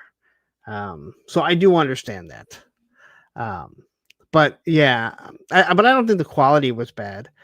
But I've heard too many bad things about the Jersey Devil, which I have. And like I said, I haven't had any issues. I did warm mine up before I started doing anything with it, which normally I don't do, but I just heard too many things. I tried it and I realized, like, you know what? There's no reason to force something and break it. So, Odin01 says, I would have picked up Thoth for sure, but with the lines for the Armory experience, the 4-H table with the con exclusives and the separate store with this guy and the koi, I couldn't get them all. Oh, see, I didn't realize it was that. Again, I mean, I don't know what the experience is like. I would have loved to have seen how it is. But I didn't even think about that. They probably have like different types of lines for all the things that they have going on. And we have Joe Gonsalves jumping in saying, I went to Legion's Cons and got it early. That's a shocker. I wouldn't have guessed that you did that. How's it going, Joe? So Toy Optic says Jersey Devil has been fine, just had to reglue a kneecap. Well, again, you're not the only person that complained about the kneecap. And I know people complain about the wings, but the Four Horsemen wings have never been good. They're just not. And again, it's one of those things where, you know, this is, and I'll say it like this is where you have to go back to the drawing board and you have to, don't be BlackBerry. I can't express that enough. BlackBerry, Nintendo. Now, Nintendo, you know, they had to get passed by not only PlayStation, but, you know, this up and comer called, you know, Microsoft. They got surpassed by them. They will probably never overtake them, but they took their market and their share. BlackBerry said, hey, no one's ever going to have our servers, right? We are on top of everything. And I mean, the fucking iPhone went right by it. I went a total loyal BlackBerry customer to, I love my iPhone and I hate Apple products. Well, I hate Apple computers. So, you know, this is where, you know, someone has to tell the Four Horsemen, hey, don't think that you can't be surpassed. Don't think that Savage Crucible can't come by and be Apple, be PlayStation, because, you know, they're going to make changes. You have to do better. You know, and I'm not saying that that's going to happen. I'm not saying that the Four Horsemen are that that they're that arrogant, but you know, there does come a time that we see Super 7 who continues to put out shitty product after shitty product and don't want to change anything because their CEO or the guy that used to be their CEO goes, well, we don't want to break the aesthetic because then when you look at your shelves, things won't look the same. Well, no one fucking looks at your shelves because no one buys your fucking product anymore. So case solved there, fucking Brian. Anyway, sorry. Somehow I got on a tangent about fucking Super 7. Probably because I saw they dropped their new wave of two Thundercats and they're $65 each. Don't worry, quality is still shit. All right, NECA. Badlands. This is the only picture. It's just a slow week. So here's the Badlands Predator. According to Matthew, it sucks. I again, it everything that I saw, it looked like it was veering away from the lore by kind of making it like it's like its own lore. All right, so Toy Optic says Badlands is a fucking badass movie. Matthew disagrees. Oh, come on. Dude, we need to get these two in a man. We need to have a debate between Spec and Matthew. Woo! That has to be a Circle of Jerks project for 2026. The debate between Spec and Matthew. Either they come out bloody or they come out best friends. I'm interested. I again, if what they did to take it out of the lore where they dropped him on this planet where he's basically a youngling and he's fighting, and it's like it takes like it's off to the side, I'm perfectly fine with that. You know, if it interferes with the lore and it changes things, that's when you kind of get aggravated. Gun Bunny, 2 men enter, 1 man leave. Look at this. We got Speaking Moistly. I'm with Matt. That's Matthew. He does not like being called Matt. You'd get a bloody nose for calling him Matt. Toy Optic says it's within the lore. Oof, man. Crow says there will be blood. And then 3-star chimes in with, I think Badlands looks terrible, but most people I've noticed that have seen it liked it. I'll be waiting for streaming. All right. So anyway, Boss Fight Studios. A little bit more Garfield. If you guys are interested in Garfield, there's got to be I feel like there has to be and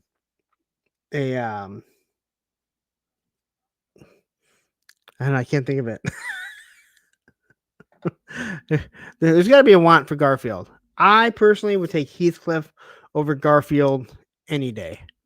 So here we have Garfield. I'm sorry, Heathcliff. Garfield with his owner. I don't know what his. I wanted to say Dave, but Dave's the owner of the Chipmunks. So he has different eyes. He's got a coffee mug. Where's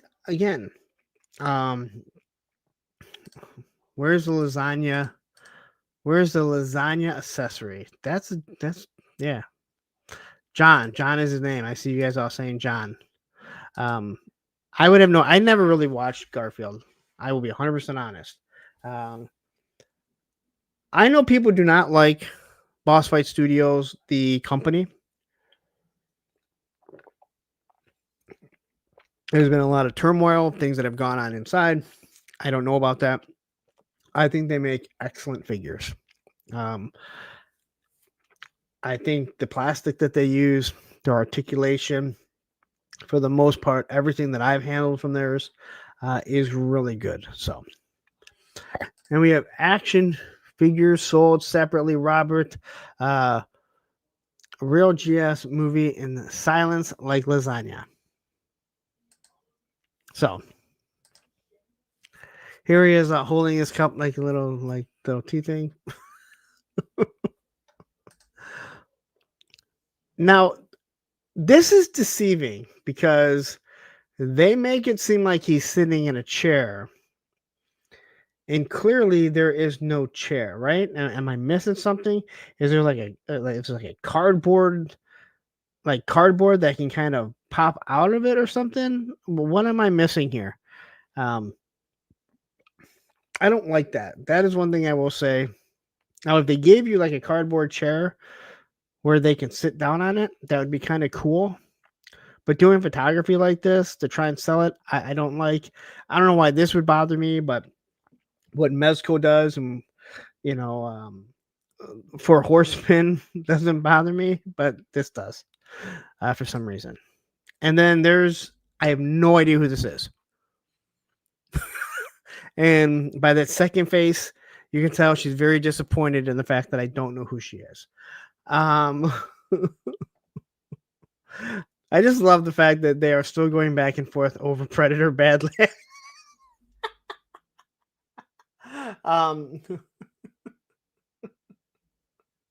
But yeah. So it has a little mouse. She has a little mouse and I guess and a flower, something like that. Arlene, I don't even recognize her, to be honest. So, but I like this, I like what they do. I like the way that it looks. But yeah. And then another Garfield. Now, I feel like they've had multiple Garfields, and I do understand there is a reason why you have, multiple Garfields. He probably should always be available. But it seems like of these waves, there's always like a different Garfield. And there's only so many different versions of Garfield I feel like you can make. Maybe I'm wrong. He doesn't have different clothes. He doesn't have like different wardrobes. I guess you can do a couple different face sculpts. So, but anyway, if you're interested in Garfield, there you go. And then Marvel Legends.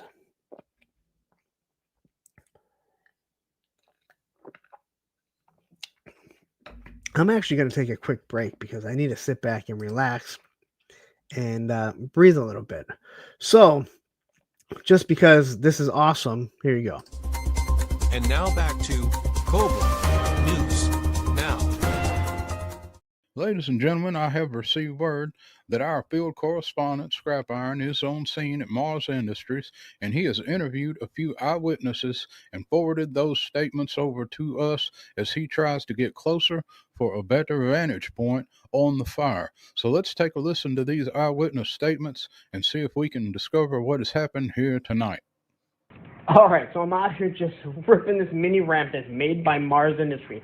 Don't ask, I don't understand why they sponsored it. But anyway, I hear this huge explosion, and I hear all these people yelling and screaming that this thing's on fire, and they tell me to call 911, so I call 911. We got the ESU police here, and we got the firefighters, and wait a minute, don't you work for Mars Industry and the Iron Grenadiers too? Oh yeah, that's a wicked fire, eh? Good bonfire for burning the moose on. Kind of reminds me, it reminds me of the one that we did at Justin Bieber every year at Stratford Festival. Just as much smoke, big flame. We do that to keep Sasquatch away. What'd you do yours for, eh? Yeah, how you doing? I was walking down the street, hanging out, minding my own business. About to sit down on the park bench here and just enjoy my meal here. I got a nice little delicious lunch made by my wife, my lovely wife. She's a great cook. Sometimes not the best, but listen, we all suffice, right? And I'm sitting here on the bench about to open up my lunch box after a long day of working with construction workers. If you haven't noticed, I got this hard hat on, right? And I'm sitting here chilling, and next thing you know, I smell burning. And I go, what is that? And then the explosion, the loud, boom! Oh, what the hell was that? What's going on? You sound like Aaron Judge cracked a home run. I'm freaking out. I look up, and Mars Industries is on fire. And I'm like, yo, what the hell is this? The building just blew up. It's on fire now. And no one can have any answers. Nobody has any answers. Next thing you know, the fire shows up. The cops show up. Nobody knows what's going on. But damn thing's for sure, that building blew up. Now listen, I ain't no conspiracy theorist, but I'll tell you this. The owner of that building, he wears a metal helmet. Who's wearing a metal helmet? Just to do business. Something don't smell right. You understand what I'm saying? That building, that was an inside job. You can quote me on that. Thank you for having me on the news. I've never been on the news before. This is fantastic. I appreciate you. Thank you very much. And before we go, I want to shout out some people. My man Shane, my man Woody, my man Mike. I appreciate you all. Take it easy, guys. I appreciate you. I'm on the freaking news right now. This is fantastic. Well, that was certainly something. So let's see if we can check back in with Scrap Iron and see if he's been able to locate Destro or the Baroness, find out the cause of this fire. Over to you, Scrap Iron. Scrap Iron. Scrap, are you there?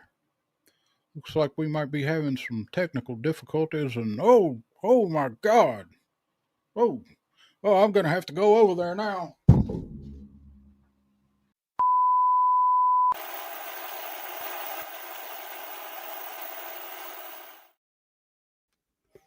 All right, that was a little bit of Two Go Viper. Oh,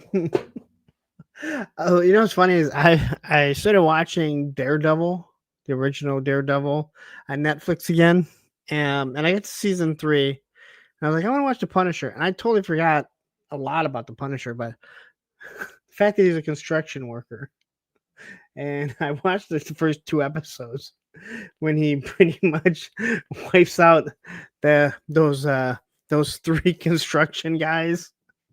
It's it's pretty brutal. God, that was a very brutal.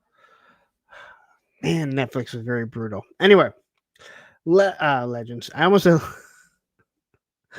it's a Legends series, Marvel Legends. All right. So they're re-releasing these figures. I swear this astonishing Wolverine was just out, was it not? I'm surprised that I feel like they're re-releasing it. I'm like, wasn't this just out? But if you need this astonishing Wolverine, I believe that it's astonishing. You can pre-order it right now. There's people that still have it in stock.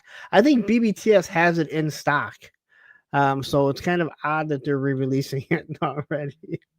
Pop Linder saying, "What's up, wonderful people? Hope you're all doing good. Great to see you here, Pop." I'm not a huge fan of this Wolverine, so I didn't order it, and I don't see myself ordering it. But here's everything that he does come with. I gotta say this. I keep saying this. Marvel, if you guys are listening, someone from Hasbro, you gotta start giving Wolverine some actual like hands that he can hold things without claws. It's always like either his fists with his claws out or fists with without his his claws retracted. Here we have a pointing finger and then an open hand, but Wolverine likes to every now and then pick things up. That would be pretty cool, right? For him to grab something, pick him up. And again, just like Spider-Man, every Spider-Man should have a thwap hand. There's certain hands that should be there for every Spider-Man. Wolverine should have the same thing. All right? Just, I don't understand why they don't. It doesn't even need to be a trigger finger, but some sort of gripping hand.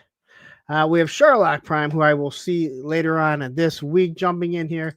And then we have a Shelf Presence, who probably has the name that rings to all of us the most. All the re-releases mostly had a second market price, like Poet Princess and Warbird.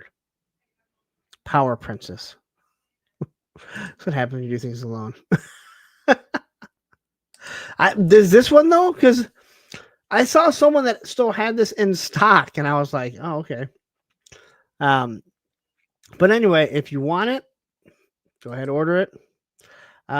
No, I'm sorry. It was Captain America. This cap here, I swear, like we just got this. So I was kind of shocked that it seems like it's already. I thought it was. I don't know. I thought I read it somewhere. Does it matter? No. I thought it was Astonishing X-Men. I thought that's what they said. Anyway. This cap looks good. And I think I did pre-order it from somewhere. I have issues. But yeah, it has the pin joints. And again, I don't hate pin joints, but again, we have such good figures without them. And again, this is just a way to kind of re-release the stuff. But I feel like, yeah, this is just like, I feel like it was just out. But they decided to re-release it. And to me, like, this isn't, I don't know. I don't think of this so much as a re-release. It's just like, hey, we're firing up that mold again so you guys can grab it. They kind of make it seem like it's, it's been 10 years and we're gonna re-release it. So, but if you want this Captain Rogers, here you go. It does have everything that you want. Obviously, the saluting hand. You have the actual face sculpt, which I think does look really good. You get the backdrop. You get the big shield. So, I'll pull a Tony. You can take this one and combine it with the Gamerverse one, and then have your ultimate Captain America until Maximum Captain America comes out. And I cannot believe we are still going on about fucking Badlands. And you know, speaking moistly, I'm okay. Like, the pin joints don't bother me as much, other than in McFarlane stuff, because they're so big and obvious. My thing is they've switched to,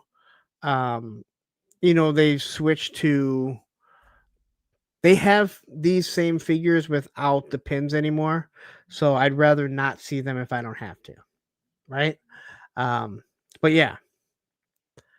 Yeah, and Shark said the same thing. It would have been cool if they re-released it without pin. Like, they could have used that Gamerverse Buck on here, gave him the different head sculpt, gave him this shield and everything, right? And then you're like, okay, perfect. You've made some slight changes to him, but you've given him a better Buck. Just my opinions. Highest Me says pin legs bend a bit more. They don't have to, though. I mean, pin joints, I mean, they have nothing to do with how the articulation is. You may mean they bend back and forth a little more, like they could be, compromising. But yeah, Pop says, I don't mind Captain America pin joints as long as they are pinned by Peggy Carter. Or if he gets pegged by Peggy Carter. But anyway, if you want this, it is available. Like I said, I think I pre-ordered it from somewhere, because I do like everything that it does come with. And I understand, yeah, he has the Holy Shield, but again, you can put this thing on it. I like the action shots. That's kind of the selling point for me. And I do like the head sculpt. I think the head sculpt is really good. Captain America is another one. Like, all these figures should have hands where they can pick stuff up. Again, we're in a world with photography, so you want these figures to be able to hold things. Now, the one thing I can say that you can do with Captain America is, because of the red is very close to the Retro Viper, you can use those hands. You may have to do a little bit of modification. But, I mean, you look at everything that he has. He can punch people. He can open hand you. And then he can point and salute at you. Well, how does he get... I mean, again, how often in the movies or in a comic is he holding the end of the edge of the shield and he's throwing it at someone? You can't do that here unless you use some sticky tack. That's all that I'm saying. But, yeah. So... it's one of those things. I think all these figures should have some sort of open hand. I think he looks good too, Darren. We have Toy Kind of Mood. Another half of the travesties jumping in and saying, very excited for Joe Fest 2026. I'll be there.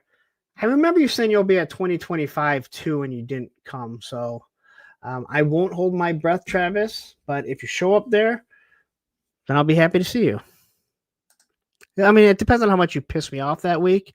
So I can't say that right now. Right now, I'd be happy to see you. But you might just piss me off the week before, and I'll be like, God damn, I can't believe I'm going to have to see Travis. But we'll see. Anyway, here's how Captain America is packaged.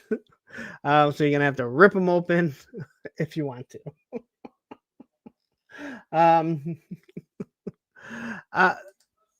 We did. I will give you. We got along really well in person. So,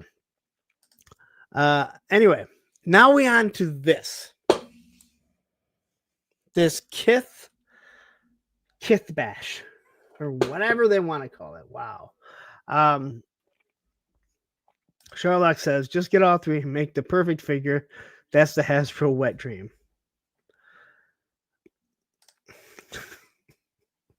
Hasbro has a different wet dream than us. All right.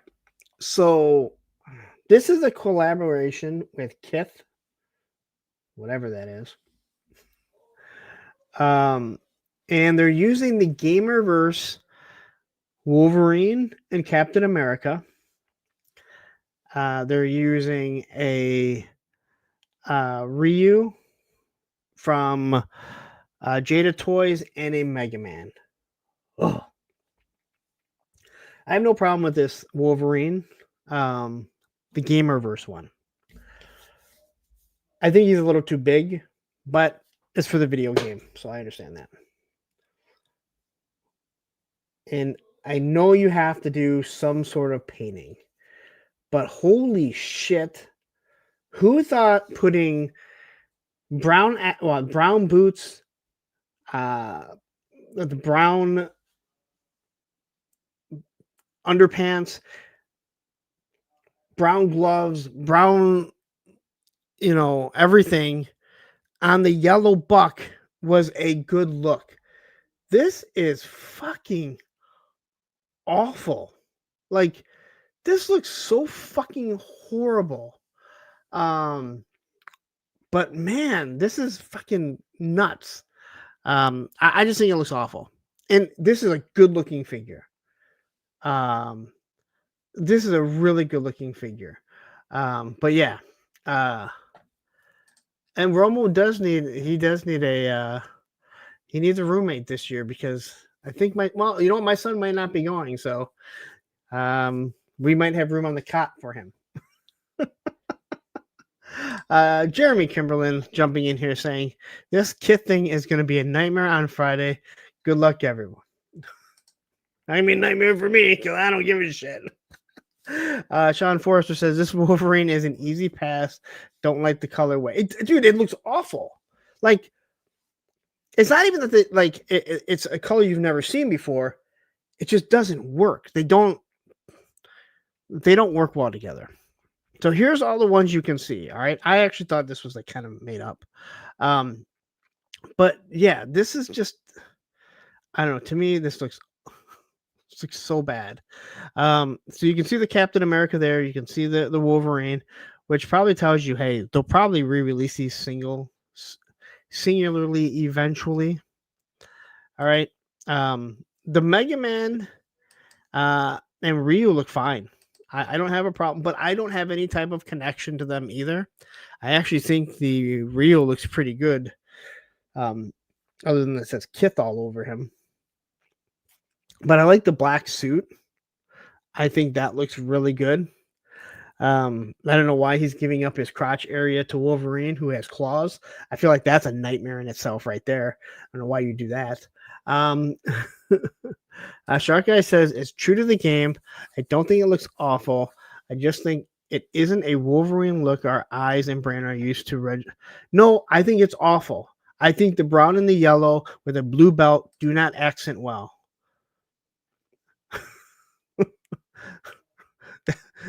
I'm not getting off that. I think it looks awful. But again, I think this actually looks good. I like the way Ryu looks. I won't be looking to get it. I have enough Ryus, I think, at this point. Mega Man looks fine. Kithed up. Literally, he's kithed up. Shell President says Wolverine is a variant from the game. It matches the sprite pretty well. Again, it might. I don't care who did it. It looks awful. I mean, that's all that I'm saying. Hey, I'm not arguing that I'm awful. All right. The argument was, hey, is Punk awful? That was not a question or an argument. Yes, it's free vasectomy, Sherlock. That pretty much nails it right there. But I want to get to the Captain America. So this Captain America blue,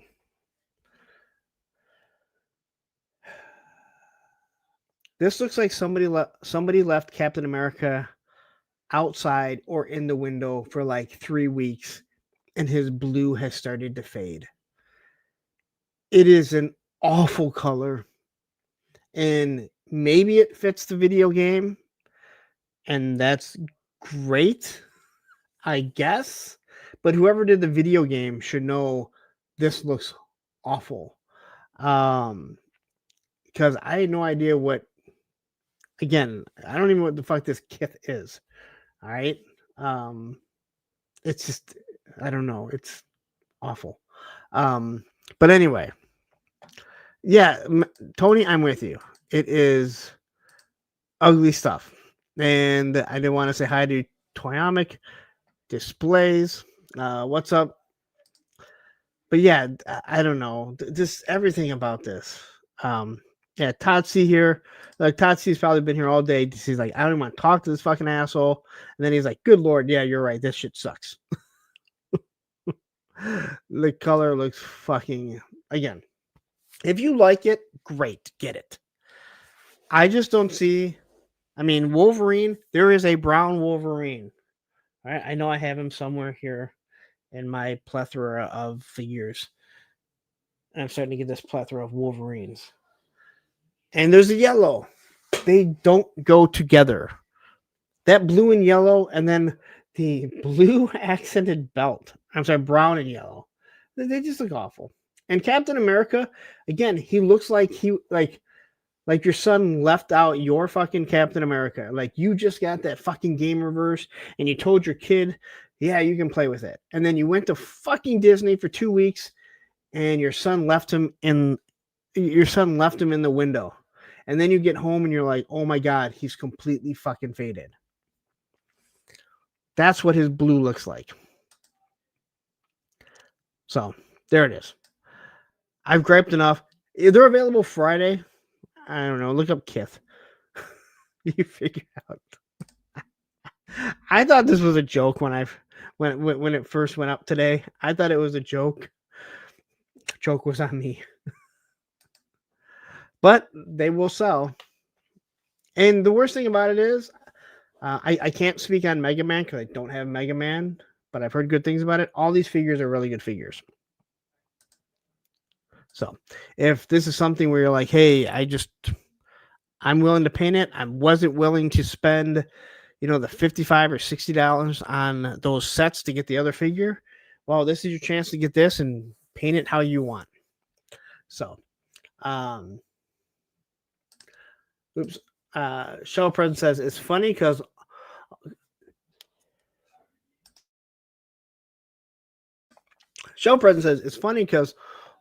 of all the conversations about classified color choices. Are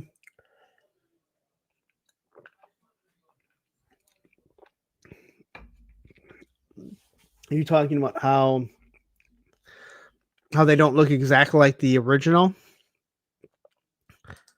Because I know I've complained. Well, I'm the one that normally says, hey, it's okay. You don't have to have the exact. I just think these colors don't work together.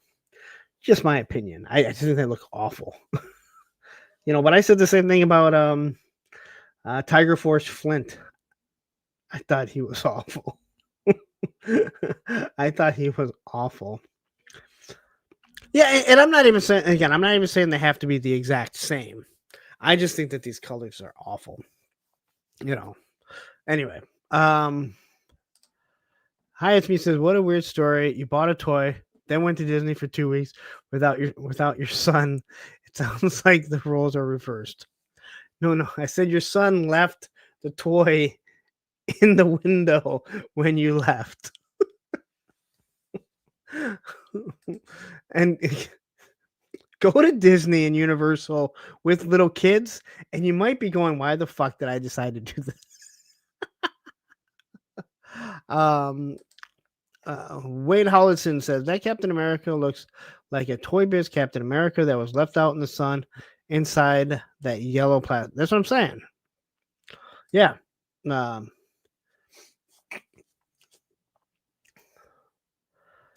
And Matthew says, yeah, Punk isn't detail oriented. He accepts all kinds of crap.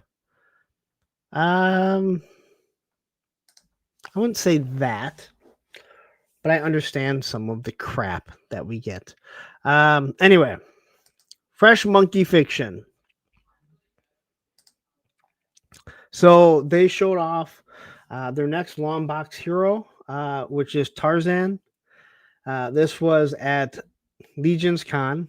Unfortunately, Fresh Monkey Fiction or Big Bad Toy Store, whoever, isn't going to be at AR Assembly Required because they went to Legion's Con. So it's a little disappointing to me. It sucks. I would have liked to see them there. But they are. I'm interested to see where these long box heroes go. Because I know we've seen some, I believe, that have got canceled before already. I'm not as into these things as much. The Tarzan will probably be one that I'll look at actually getting. They do, again, I think a lot of the stuff that Big Bad Workshop, Fresh Monkey Fiction is doing is really good. So, anyway. There you go, if you were interested in this. And then over on the Big Bad Workshop podcast, they were showing off two new figures, I believe, that will be coming out. I thought I changed these in the order. So this is Major something. I forget what his name is. Not Major Guns. That was a female professional wrestler. Major Striker. It's at the top. I knew it was there. He's basically going to be this guy, only in blue. Well, the Buck is going to be this, but only in blue. And they talked about what the lore is. You do not get this whole command table, which I think everybody wants. It's not Major Buns either. Not Major Buns. Wasn't what Chicken Fried Toys.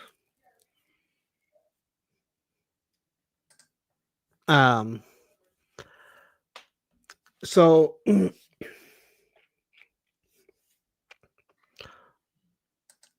this, I'm a little confused on what is.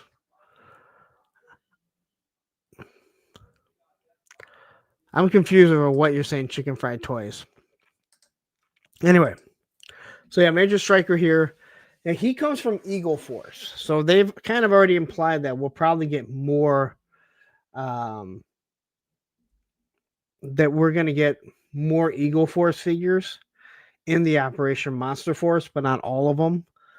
They're going to eventually start moving all this stuff over to 6-inch figures. I think you're still going to get the 4-inch figures, but those are really going to die down. I know people hate hearing the 1/18 scale.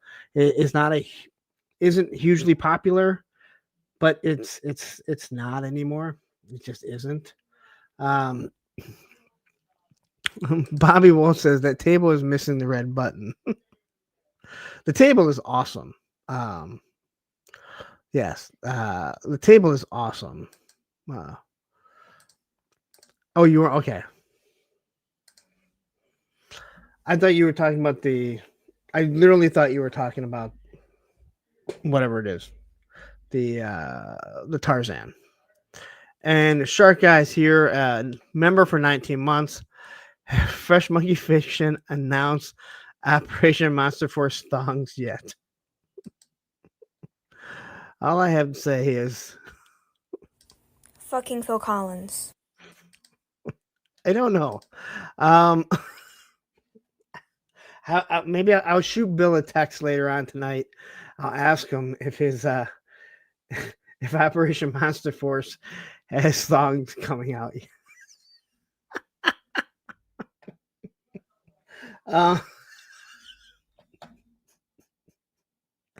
So anyway, this is one of the figures they showed off. They talked more about this figure here. So this is the Blood Host of Dracula. Now, the whole idea of Blood Dracula is that if he gets completely like vaporized, he can absorb blood from around, and that Blood Dracula is supposed to be him kind of reanimating. So he can, it sounds like he can also reanimate specific skeletons. So this is like they said, like a 1.5 pack. So it uses the same stand that is that Dracula gets.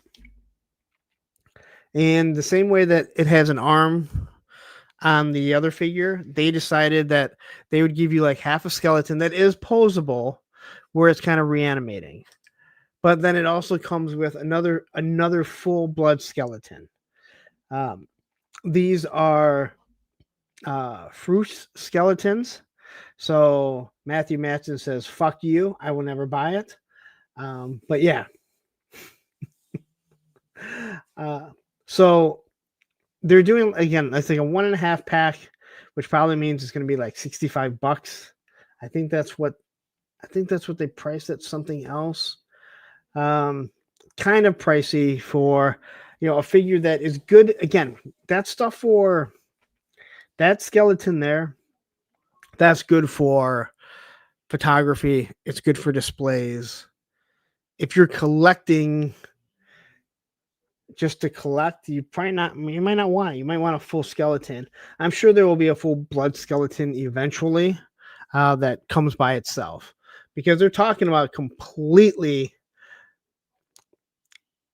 It sounds like they want like whole skeleton armies, and there's a whole story to it. This guy at the top, Sean, he's pretty much writing the lore between him and Bill. And they talked about it on their podcast. And I actually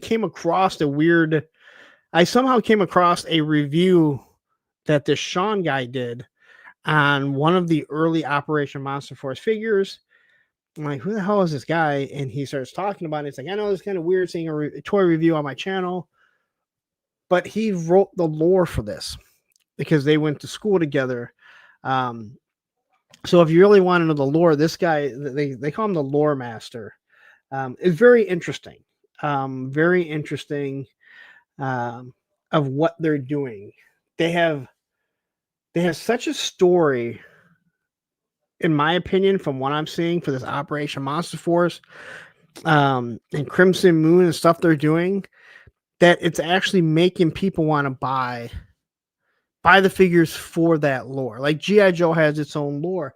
There's other companies that have lore, but no one knows what it is. I feel like they're going way heavier into it, and they're telling you, hey, here's something that you can kind of, here's the reason why all these characters are coming out.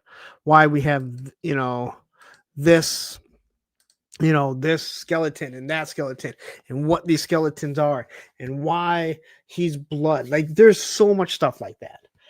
So I think it's actually really cool. Again, I'm not a lore guy other than mostly G.I. Joe, which I look back to the original comics, the stuff that Larry Hama wrote. But a lot of it's also in my head, right? I mean, we all have our own G.I. Joe headcanon. A lot of people look at the cartoon as canon. It's not. But yeah, so just, it's interesting to see what they're doing. But anyway, I'll be interested to see where the Fresh Monkey Fiction is going. It seems like they're going to start getting product out a little bit quicker. But I guess a lot of it's going to be like, hey, if you're really into, let's say, Operation Monster Force, you may not care about their long box heroes. You may not care about cops. I mean, I don't. The whole cops and crooks or whatever it's called, I don't care about that. I think that figure was awful. I have no connection to it. I know people absolutely love it, and that's awesome. I look at it and I'm like, that is one $40 figure that I can just not look at. Although, who knows? I may actually end up seeing it and being like, yeah, that trench coat is really fucking cool.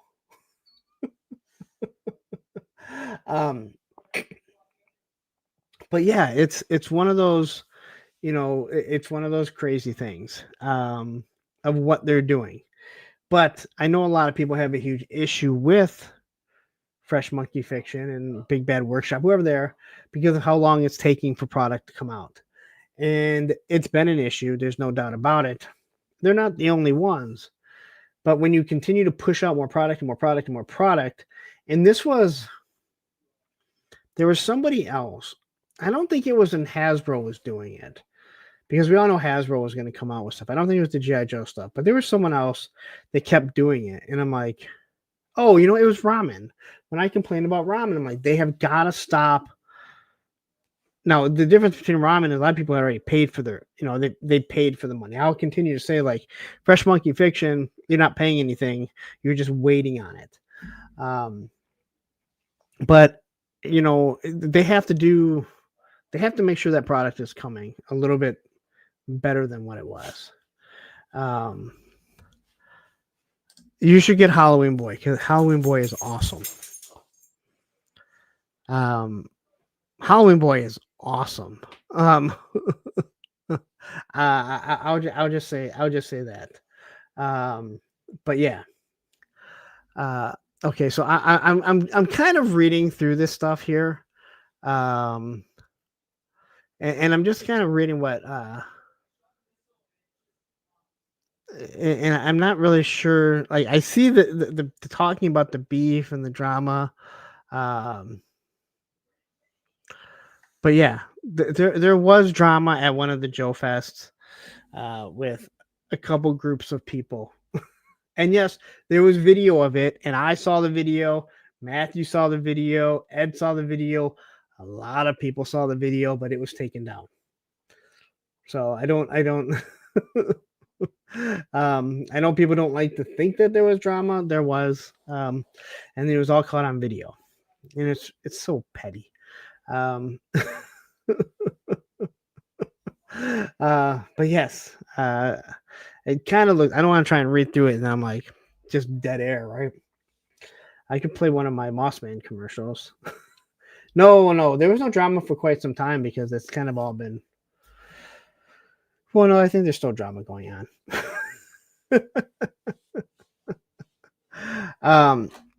No, there's.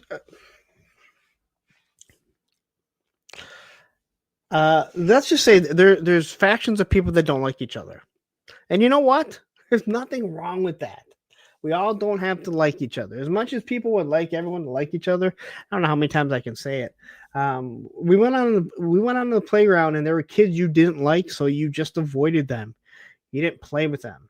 Half the time you didn't say hi to them. So it's no different. It's absolutely no different in this toy world, right? There are people that just don't like each other. And doesn't mean that you guys can't still occupy, the same space. You don't have to talk to people you don't like. I've successfully not talked to a lot of people that I don't like in life. It doesn't mean you have to go start fights with them either, especially not when you're like 50 years old. The last thing people want to see is 50-year-olds fight.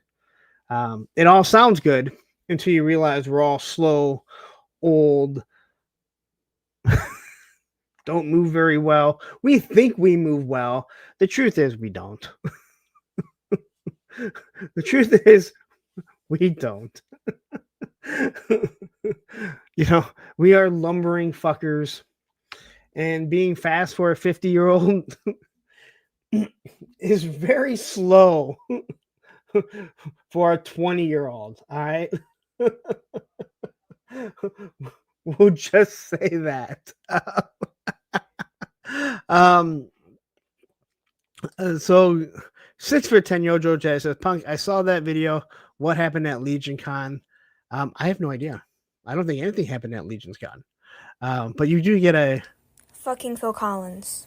I honestly, I have no idea. Like, the only drama that the video that again, I don't know if anything happened this year at Legion's Con. I haven't heard anything. But I mean, no one that I've talked to has said anything. But yeah, there's again. I mean, Matthew says it right there. Bobby Valley doesn't like a lot of people at Legion's Con. Bobby Valley doesn't like a lot of people in the toy industry or in the toy YouTube world. I mean, it's not even a secret. I think it's. I mean, I don't. It is what it is, right? So I don't think that there was any. I don't think that there was any type of confrontation. There was a confrontation at 2024 Joe Fest or 2023 Joe Fest. I was not there. I saw the video of it. Wayne Hollinson says, I seen it with my own eyes. I don't so I don't know what beef. I don't know if something happened. I know that there has been issues with certain YouTube personalities in the past confronting each other. I mean, it is what it is, I guess. I don't think anyone wants to see 50-year-olds fight. I could be wrong. I mean, I could be wrong. I don't think many people want to see it.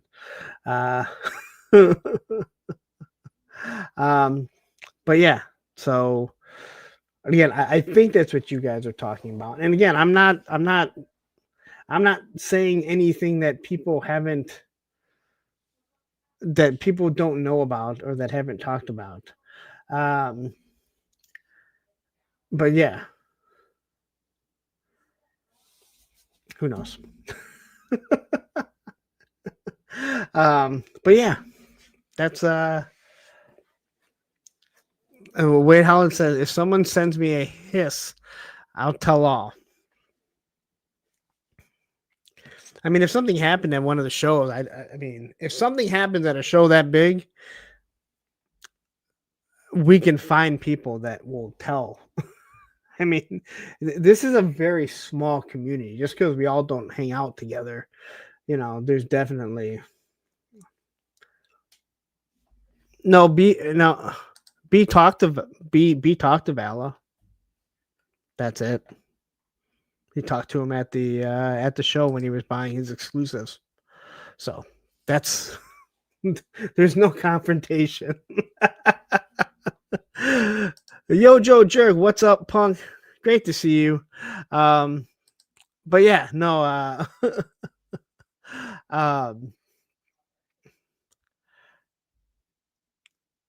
no, they just chatted. Nothing happened. He just talked to him. I mean, again, I think that there's a lot of things that GSG Joe saying Bobby Valley doesn't like people that a lot of other people also don't like. He just doesn't hide it. People don't like honesty and being called out.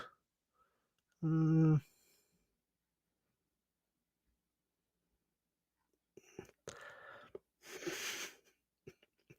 think it goes the other way around. This is what I'll say. If someone has an issue with one or two people, you can say, okay, hey, people don't get along. When 15 people don't like one person and there's all these stories and the stories, that's when you start going, is it everyone else or is it you? I will tell the story. When I was younger, there was a time that no one liked me in high school. I know, shocker, right? No one liked me. And I had to sit back and go, is it everyone else or is it maybe me?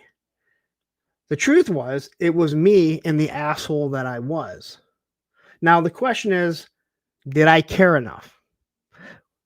Was it worth my time to go, you know what? Maybe I need to change the way that I am. Maybe I don't need to be the prick that I was.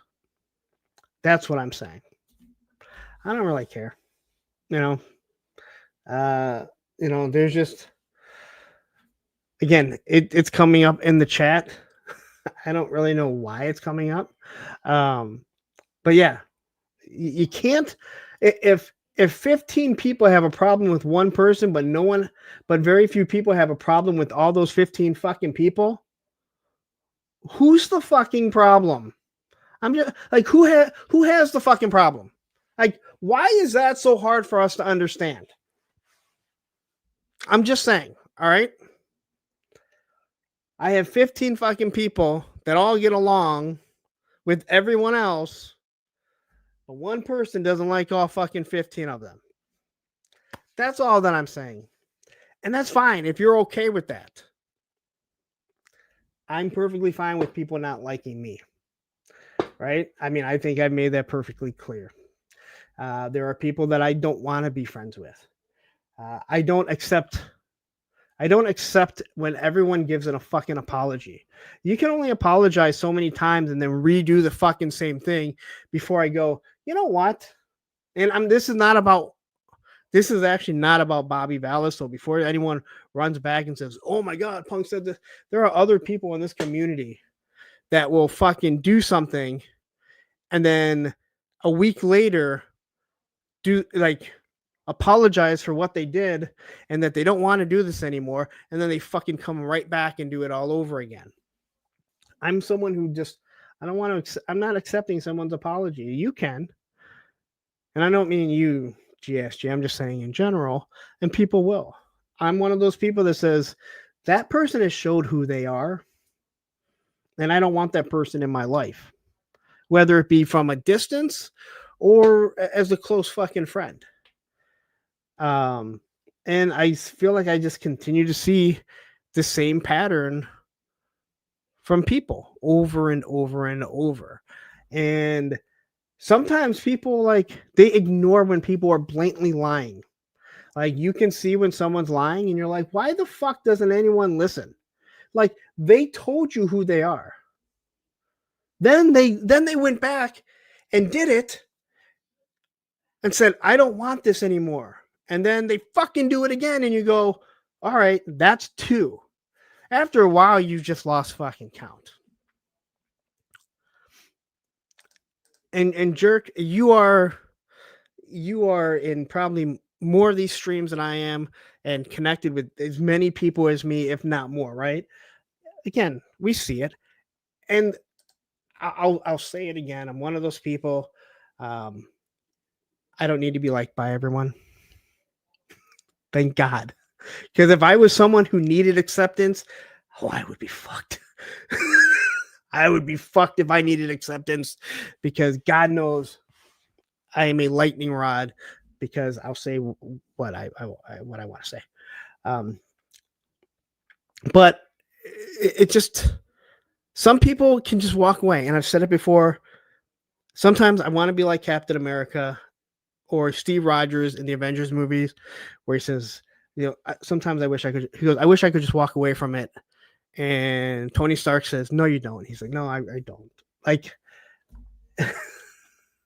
I don't. Like, I'll say it again. I don't have skeletons in my closet. I'll tell everyone, if you're ever on someone's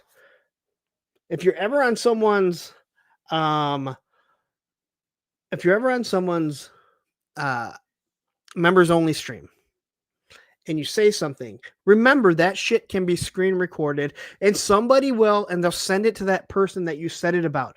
So be sure that is something, if that person messages you or they call you out, that you are willing to say, you know what? You're goddamn right that I said it, and this is the reason why I said it. If you say something in a private chat to somebody, and even though private chat should be just that, a private chat, the moment you write it down, you better know that if that person gets mad at you and they fucking screenshot it and send it to that person, you better be willing to know that you can sit back and go, yep, I said that. Because we all say things about people in private chats. We say it to people in private chats because we don't want it to get to the person, because it may be something we don't like about the person, or maybe something we've noticed, but we don't go out of our way to say something to them. I don't know where this rant is coming from, but it's happening. And I've always said, like, if anyone ever screenshotted anything that I've said about somebody or that I've talked about in a discussion and they send it over to them, if that person ever messaged me, I'd be like, that's why, yes, I said that. And this is the reason why I said it. And a lot of times you're like, yeah, I said that about you. I didn't know you at the time. And my opinion of you has changed. Like, you've changed that opinion since I said that. But there's too many people that will sit there and hide behind fucking things, and they go behind their fucking little private fucking, you know, they're fucking, they're members only. And I have no problem with members only. I do them, right? I have no problem. But I will say, and I say this all the time, do not say anything on here that you are not willing to say out in the open, because anyone will screen record it. I have seen where people have sent me messages in other groups where they're like, yeah, on Punk's Pit episode 3, they said this about you. Like, first off, holy fuck. Like, the fact that you are such a cuck to people that you will run out to them and tell them everything that someone said blows my fucking mind. But hey, you do you. Just anything that you ever say about anyone with a private chat and a private stream or wherever, just know that you better have the fucking testicular fortitude that if they ever get that sent to them and they say, you said this about me, you better be able to say, I did. Do you want to know why I said that? Because it goes back to when politicians are running against each other. And I told my daughter, we're listening to one.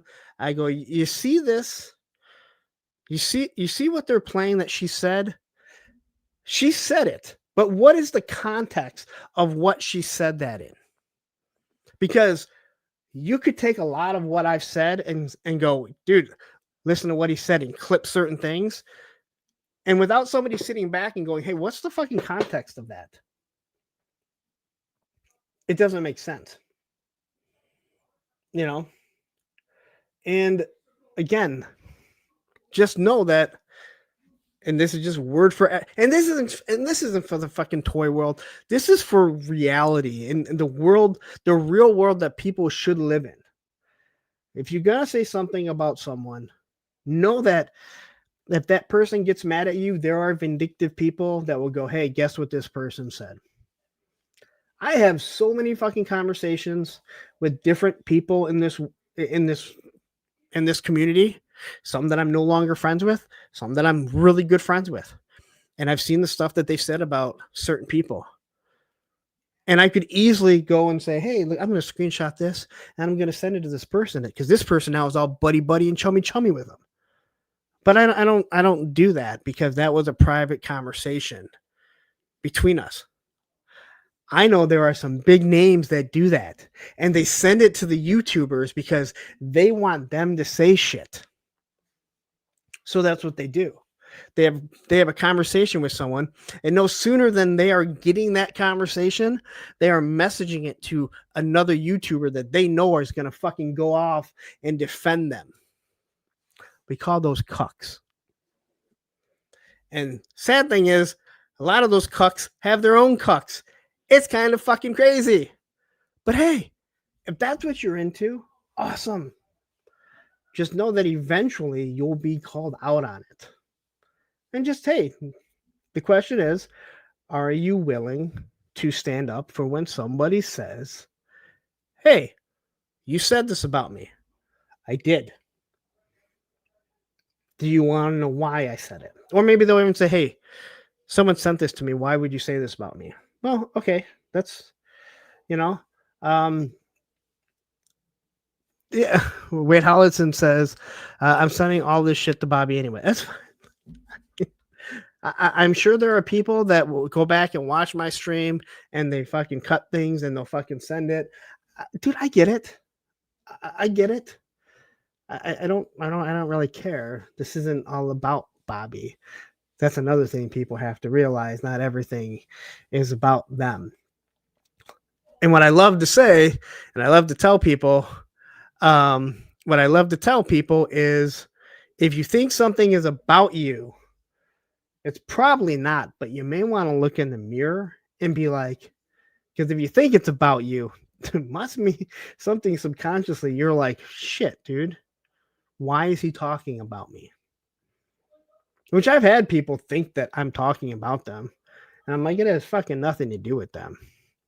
I'm glad your ego is so big that you think that this is about you. You know, but again, this, and everyone talks about all this drama in the toy world, and there is. Let me tell you, in the skateboard world, there's drama. When I worked at a gymnastics place, the amount of drama that went through there over fundraising to get kids to different events and fundraisers, because gymnastics is very fucking expensive, right? It's crazy. Drama is in every fucking realm of adult life. When my daughter comes in and talks about her high school fucking drama, it doesn't change. It doesn't change as we get older. You know, there are just some people that will say, yeah, this is what I fucking said, and this is what I fucking mean. There are other people that just won't, you know, that they'll hide behind it, or they'll make an apology, right? I mean, this country loves the second chance, right? Give them a second chance. The funny thing is, it's always a second chance. Where's the third chance and the fourth chance? Like, you get to that like eighth chance, and people are like, why don't you give them a second chance? I'm like, that motherfuckers had like 8 fucking chances. Do I need another one for them to fucking burn me? No, I don't. The Lilith says everyone has the right to be friends with anyone. How if you don't agree with said friend, one does not have the right to tell you who should not be friends with such person. Let me tell you something. I told Tony this. Tony, if you're here, fucking speak up.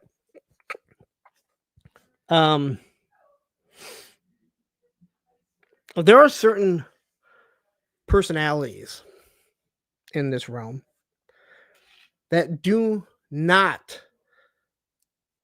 like when others go on certain channels.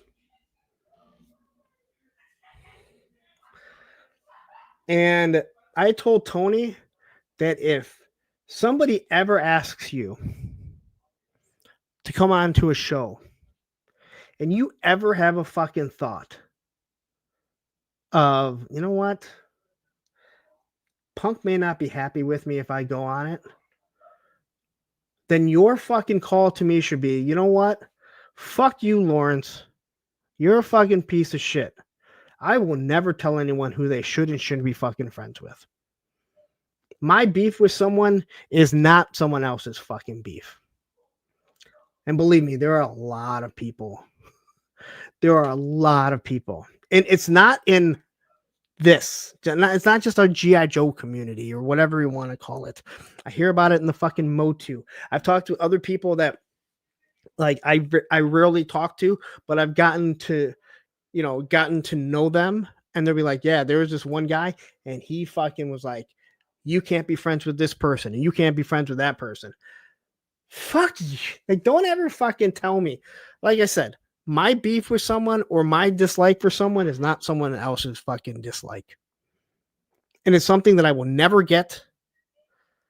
And I'll never understand why someone will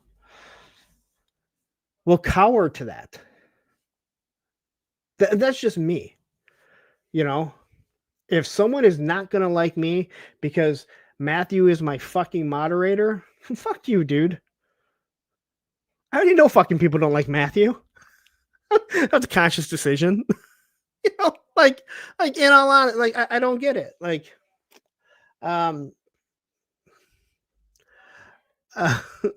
Toy Optic says, Punk, you shouldn't be broadcasting by yourself. The rest of Circular Drinks Phil left out. It's selfish of you. I know. GSG says gun world drama, race car world drama, toy world drama. Tired of the drama, people. I avoid these toxic drama. And again, that's just it. You know,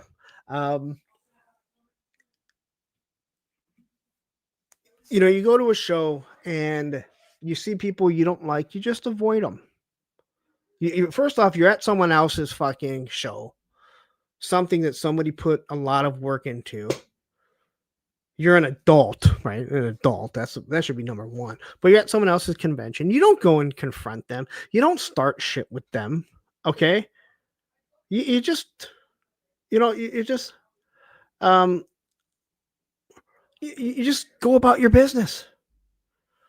So it's one of those, I don't know.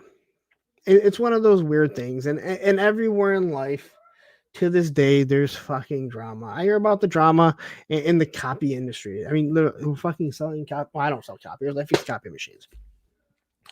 But yeah, it's just, again, Clint Jorgensen says people from YouTube are almost always nice in person. You're right. I'm gonna come back to that. GI Bro jumping in here with the best guns in the community, saying, I'm only here for the toy drama. So see, here's the whole thing, Clint. You said people from YouTube are almost always nice in person. You're absolutely correct. I also, again, this is me, my personality in general. I don't go out of my way to talk to somebody that I don't like. Whether it was when I was skateboarding all the time, I'm not going to go talk to you if I don't fucking like you. It's just that simple. I don't. So if I'm at a toy show and I see someone that I don't really care for, I'm just not going to talk to them. I won't go out of my way to avoid them. Again, I can walk by people that I don't like. It's not that big of a deal.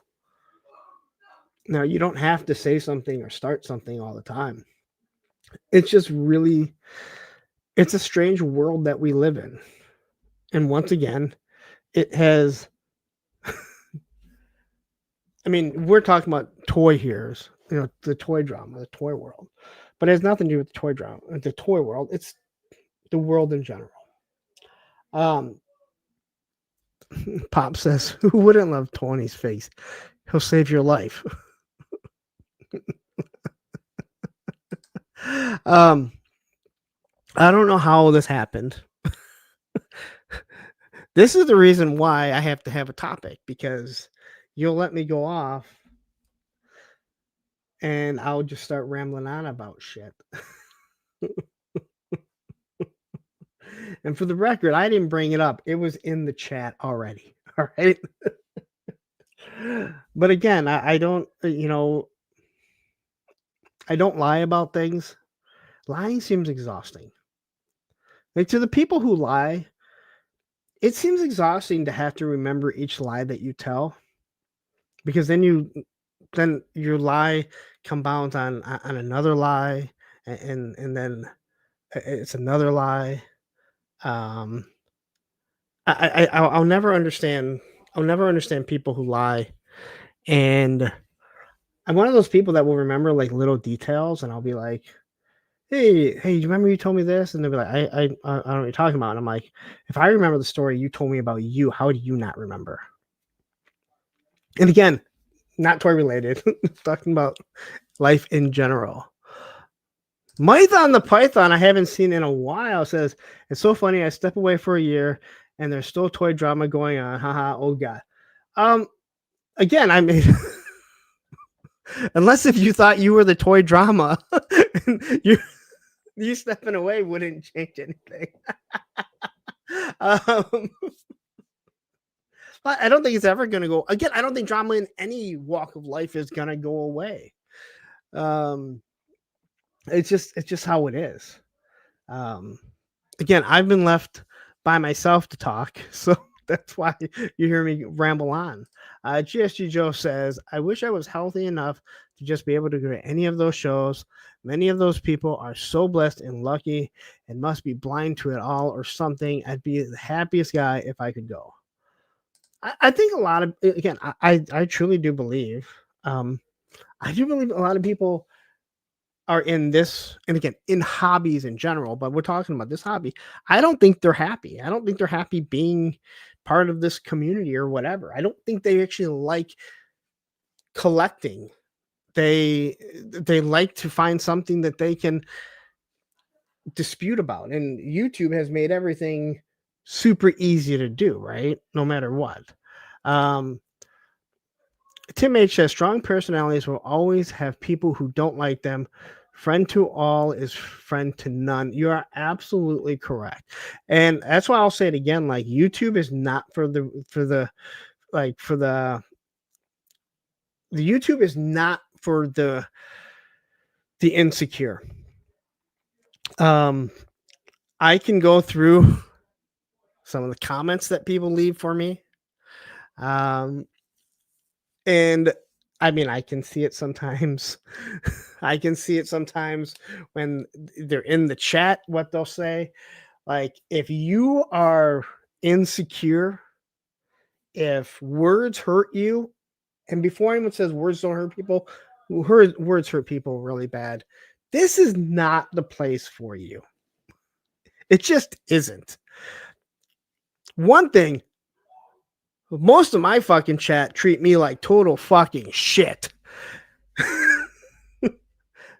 I've said it numerous times. I probably take it more from my fucking chat more than anyone else in their own chat. All right. But yeah, YouTube, like, there are people, and again, look at athletes. Look at athletes that are on Twitter or X or whatever you want to call it. And they get goated by one fucking person. And now they're off. They have made that guy's fucking life, that troll. That guy went, oh my God, dude. I just got this fucking multi-million-dollar athlete to go off on me. Some people should be taken away from social media. I mean, I solely agree with that. But not everyone can walk away from it. I know Matthew, and I'm like, Matthew and I don't agree on everything. There's a lot of stuff we disagree on. Yes, I know, the short jokes. You know my issue with the short jokes? I think I've said this before. After a while, they're just it's low hanging fruit, I guess. They're lazy jokes. It's like, yeah, I'm short. I got it. Clint, you're right. The drama has been much lighter this year in this toy community. But yeah, it's just, again, it's, and again, I don't even know how this all started. I mean, this is what happens when you kind of read the chat. You kind of read the chat and you're just kind of like, wow. But I do want to say to Mython, he said, first off, he said something about, let's just enjoy our toys. I agree. How's Roman? Roman, how you doing? He's passed out. Roman is doing excellent. My other doggy that, I won't get too much into it. I did that last week. My other doggy, Sheldon, that was my ex and I had, our family's first dog. He had to be put to sleep last Monday. So that was a rough day. I'd rather never have to do that again, although I think we all know that it eventually will. Roman's doing good. Mike, I wanted to say thank you so much and again, I said thank you to everyone that has contributed to the Punkathon for the Toys for Tots. We raised over 3,600 kids, over $3,600. We didn't raise 3,600 kids. But I hadn't seen you in forever. You jumped on during Smoking Joe's. You want to sign everyone at 11:52. We got the ruler back. So we got the ruler back. She's signed. You can write orange ruler return.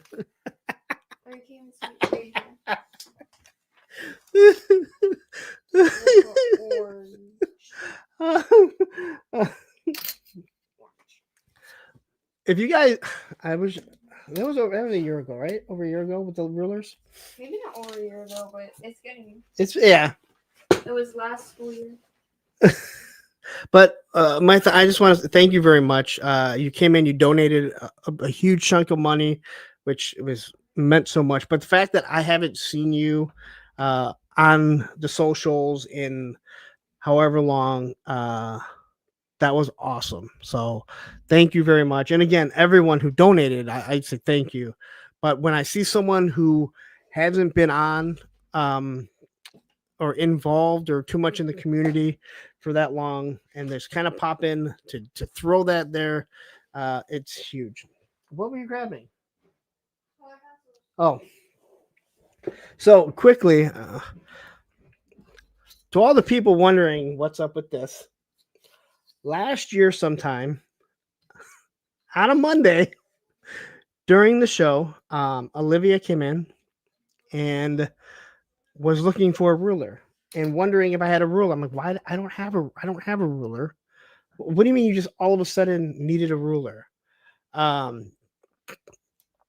Amaithan quickly says, Woody texted me about the charity, so I had to stop. And again, it means the world to me. It meant the world to me that they were able to get some people on that don't watch the channel, don't watch the show, and that's fine. It was great to see some people jump in, and again, $5, $2, it didn't matter. It's all going to kids. Anyway, back to this. To all the people that don't know about this, Olivia came in last year needing a ruler for school. I'm like, I don't have a ruler. I don't know what to do. I'm going to tell you. So the next day, I might have even ordered it on. I know it wasn't on stream, but people, like 4 or 5 people sent me links to Amazon. So for like $7, something like that, I ordered like 7 rulers. The next Monday, I'm like, I have rulers. I'm going to make her check them out. She never came back and asked for a ruler. And then it paid off today. She comes in looking for a ruler, which I was sweating bullets when I couldn't find where they were at. They're somewhere. There's another one. There's the yellow one. They're all in here. It's just a sleeve of stuff. Now it's driving me nuts because I'm like, where the hell are all the other rulers at? I don't know. There's more rulers in here. There's like 7 of them. So anyone that was watching or wondering why she returned the ruler, I said she'll have to check them out because I'm not going to be down rulers. That's why I bought 7 of them. And my thought, it's my pleasure. Thank you for helping kids have a good Christmas. Again, I've never gone without. My kids have never gone without. And if sitting here, even in that old uncomfortable crickety chair, for 36 hours or a little over 36 was the least I had to do, then it's all worth it. Joe Fan says, I remember that night you were going to the neighbors at midnight to borrow a ruler. Yeah. I don't remember what she did. It's me says this story rules. I was watching. Oh, I was actually watching some of the Big Bad Workshop podcast, and I'm listening to it, not really watching it. And they were talking about, like, if you're starting a podcast, like, don't, and I don't know if I fully agree with this, but I understand their concept. They were like, don't start like talking about, everything that you did and all this. Go into like what your topic is. But as you grow your community, that's when we get invested, because if I just tune in when you just start and you're telling me about all of this and all of that, I'm going to be bored. I'm here to listen to the topic. But as you grow, then I'll want to listen and I want to know what's going on. That's probably how this started, to be 100% honest. Because if someone tuned in maybe for the first time on Monday and they're hearing inside jokes or they're hearing me sound like an idiot, and I sound like an idiot, I'm well aware of that. They may want to tune out, but then they may actually read the chat and be like, wait a minute. There's something here. These people sound like they've been here for a while. They're chatting within each other. So I don't know if I fully agree with, like, if you start if you're starting a podcast, don't really start off like talking about yourself and your family. I think you got to have some snippets, but I guess at the beginning, yeah, if you're going to do a toy podcast, let people get to know you. But he's like, but then once there's the inside jokes, or when you're like, I don't understand this, somebody will fill you in the chat and kind of explain the inside joke, like the ruler. You forget about all these inside jokes.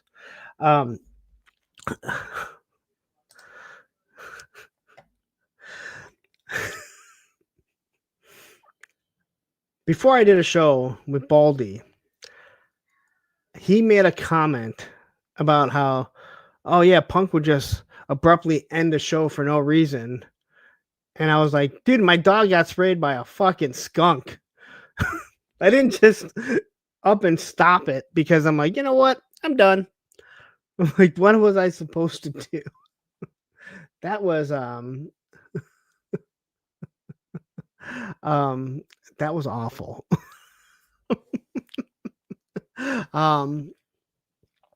Yeah, that was that was awful.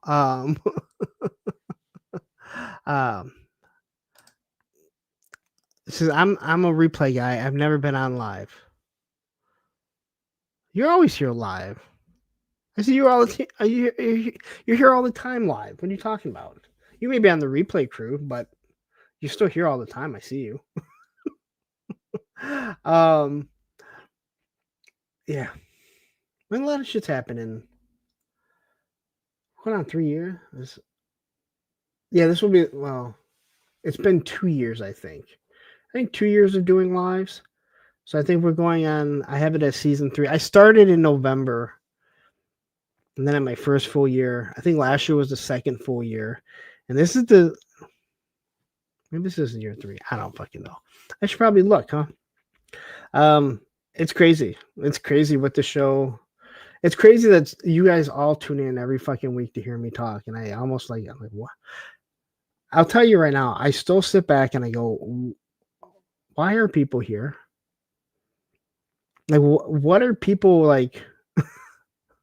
What are people like here for? I don't fully get it. I'm happy that you guys are, but I still don't fully see it. And again, I know it's not for my elegance with words, that's for sure. But yeah, it's crazy. And believe it or not, I still do think about that. And I still do wonder, like, what the hell is it that somebody is like tuning in to watch? Stu Valette says, I get community service hours for watching. Wade Holliton says, you're a regular dude. Thank you. Matthew says, train wrecks are fun to watch.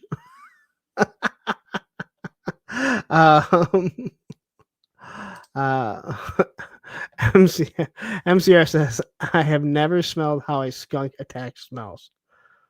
Awful. And your house will smell like that for weeks, to the point where you don't even realize it anymore. So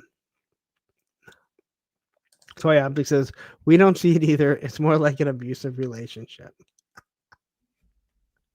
I love that. Hey, if it keeps you coming back, I guess it works. I don't know that. Monday Night Football ended, doing laundry, kit bashing, some figures. MH Comics. Now, again, I don't know if you have a different name or not. I don't feel like I recognize that. Though Matthew may say I'm wrong, but I still want to play. Wait a minute. Oh, wait a minute. You gotta understand, man. I never even saw these assholes before. And Joe Fan says, I'm here because it's fun. I live by myself and it gets too quiet other than my cats fighting each other during their Zoomies.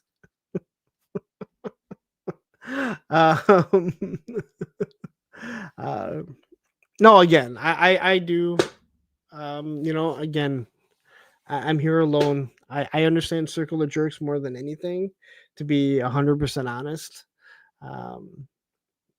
The banter, me telling Spec that we're losing viewers as he's talking about Transformers. But luckily, when he does ramble on about Transformers, we now have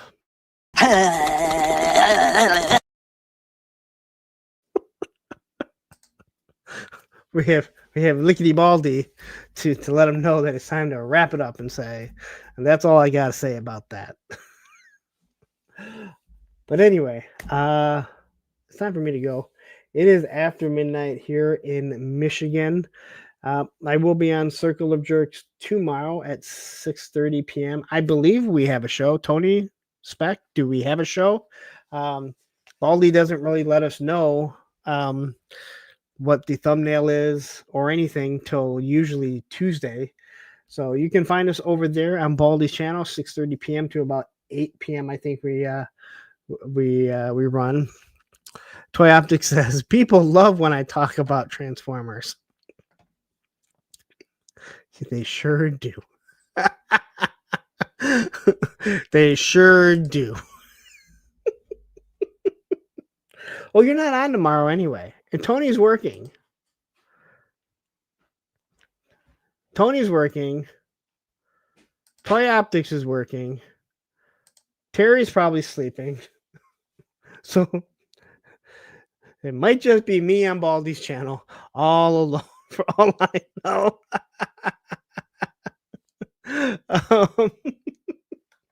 Anyway, I'm going to get out of here. Thank you all. I'm not trying to do toy drama. So Mython, if you're still watching, I don't give a shit about the drama, but someone started talking about shit. I don't have a problem addressing shit that's happening.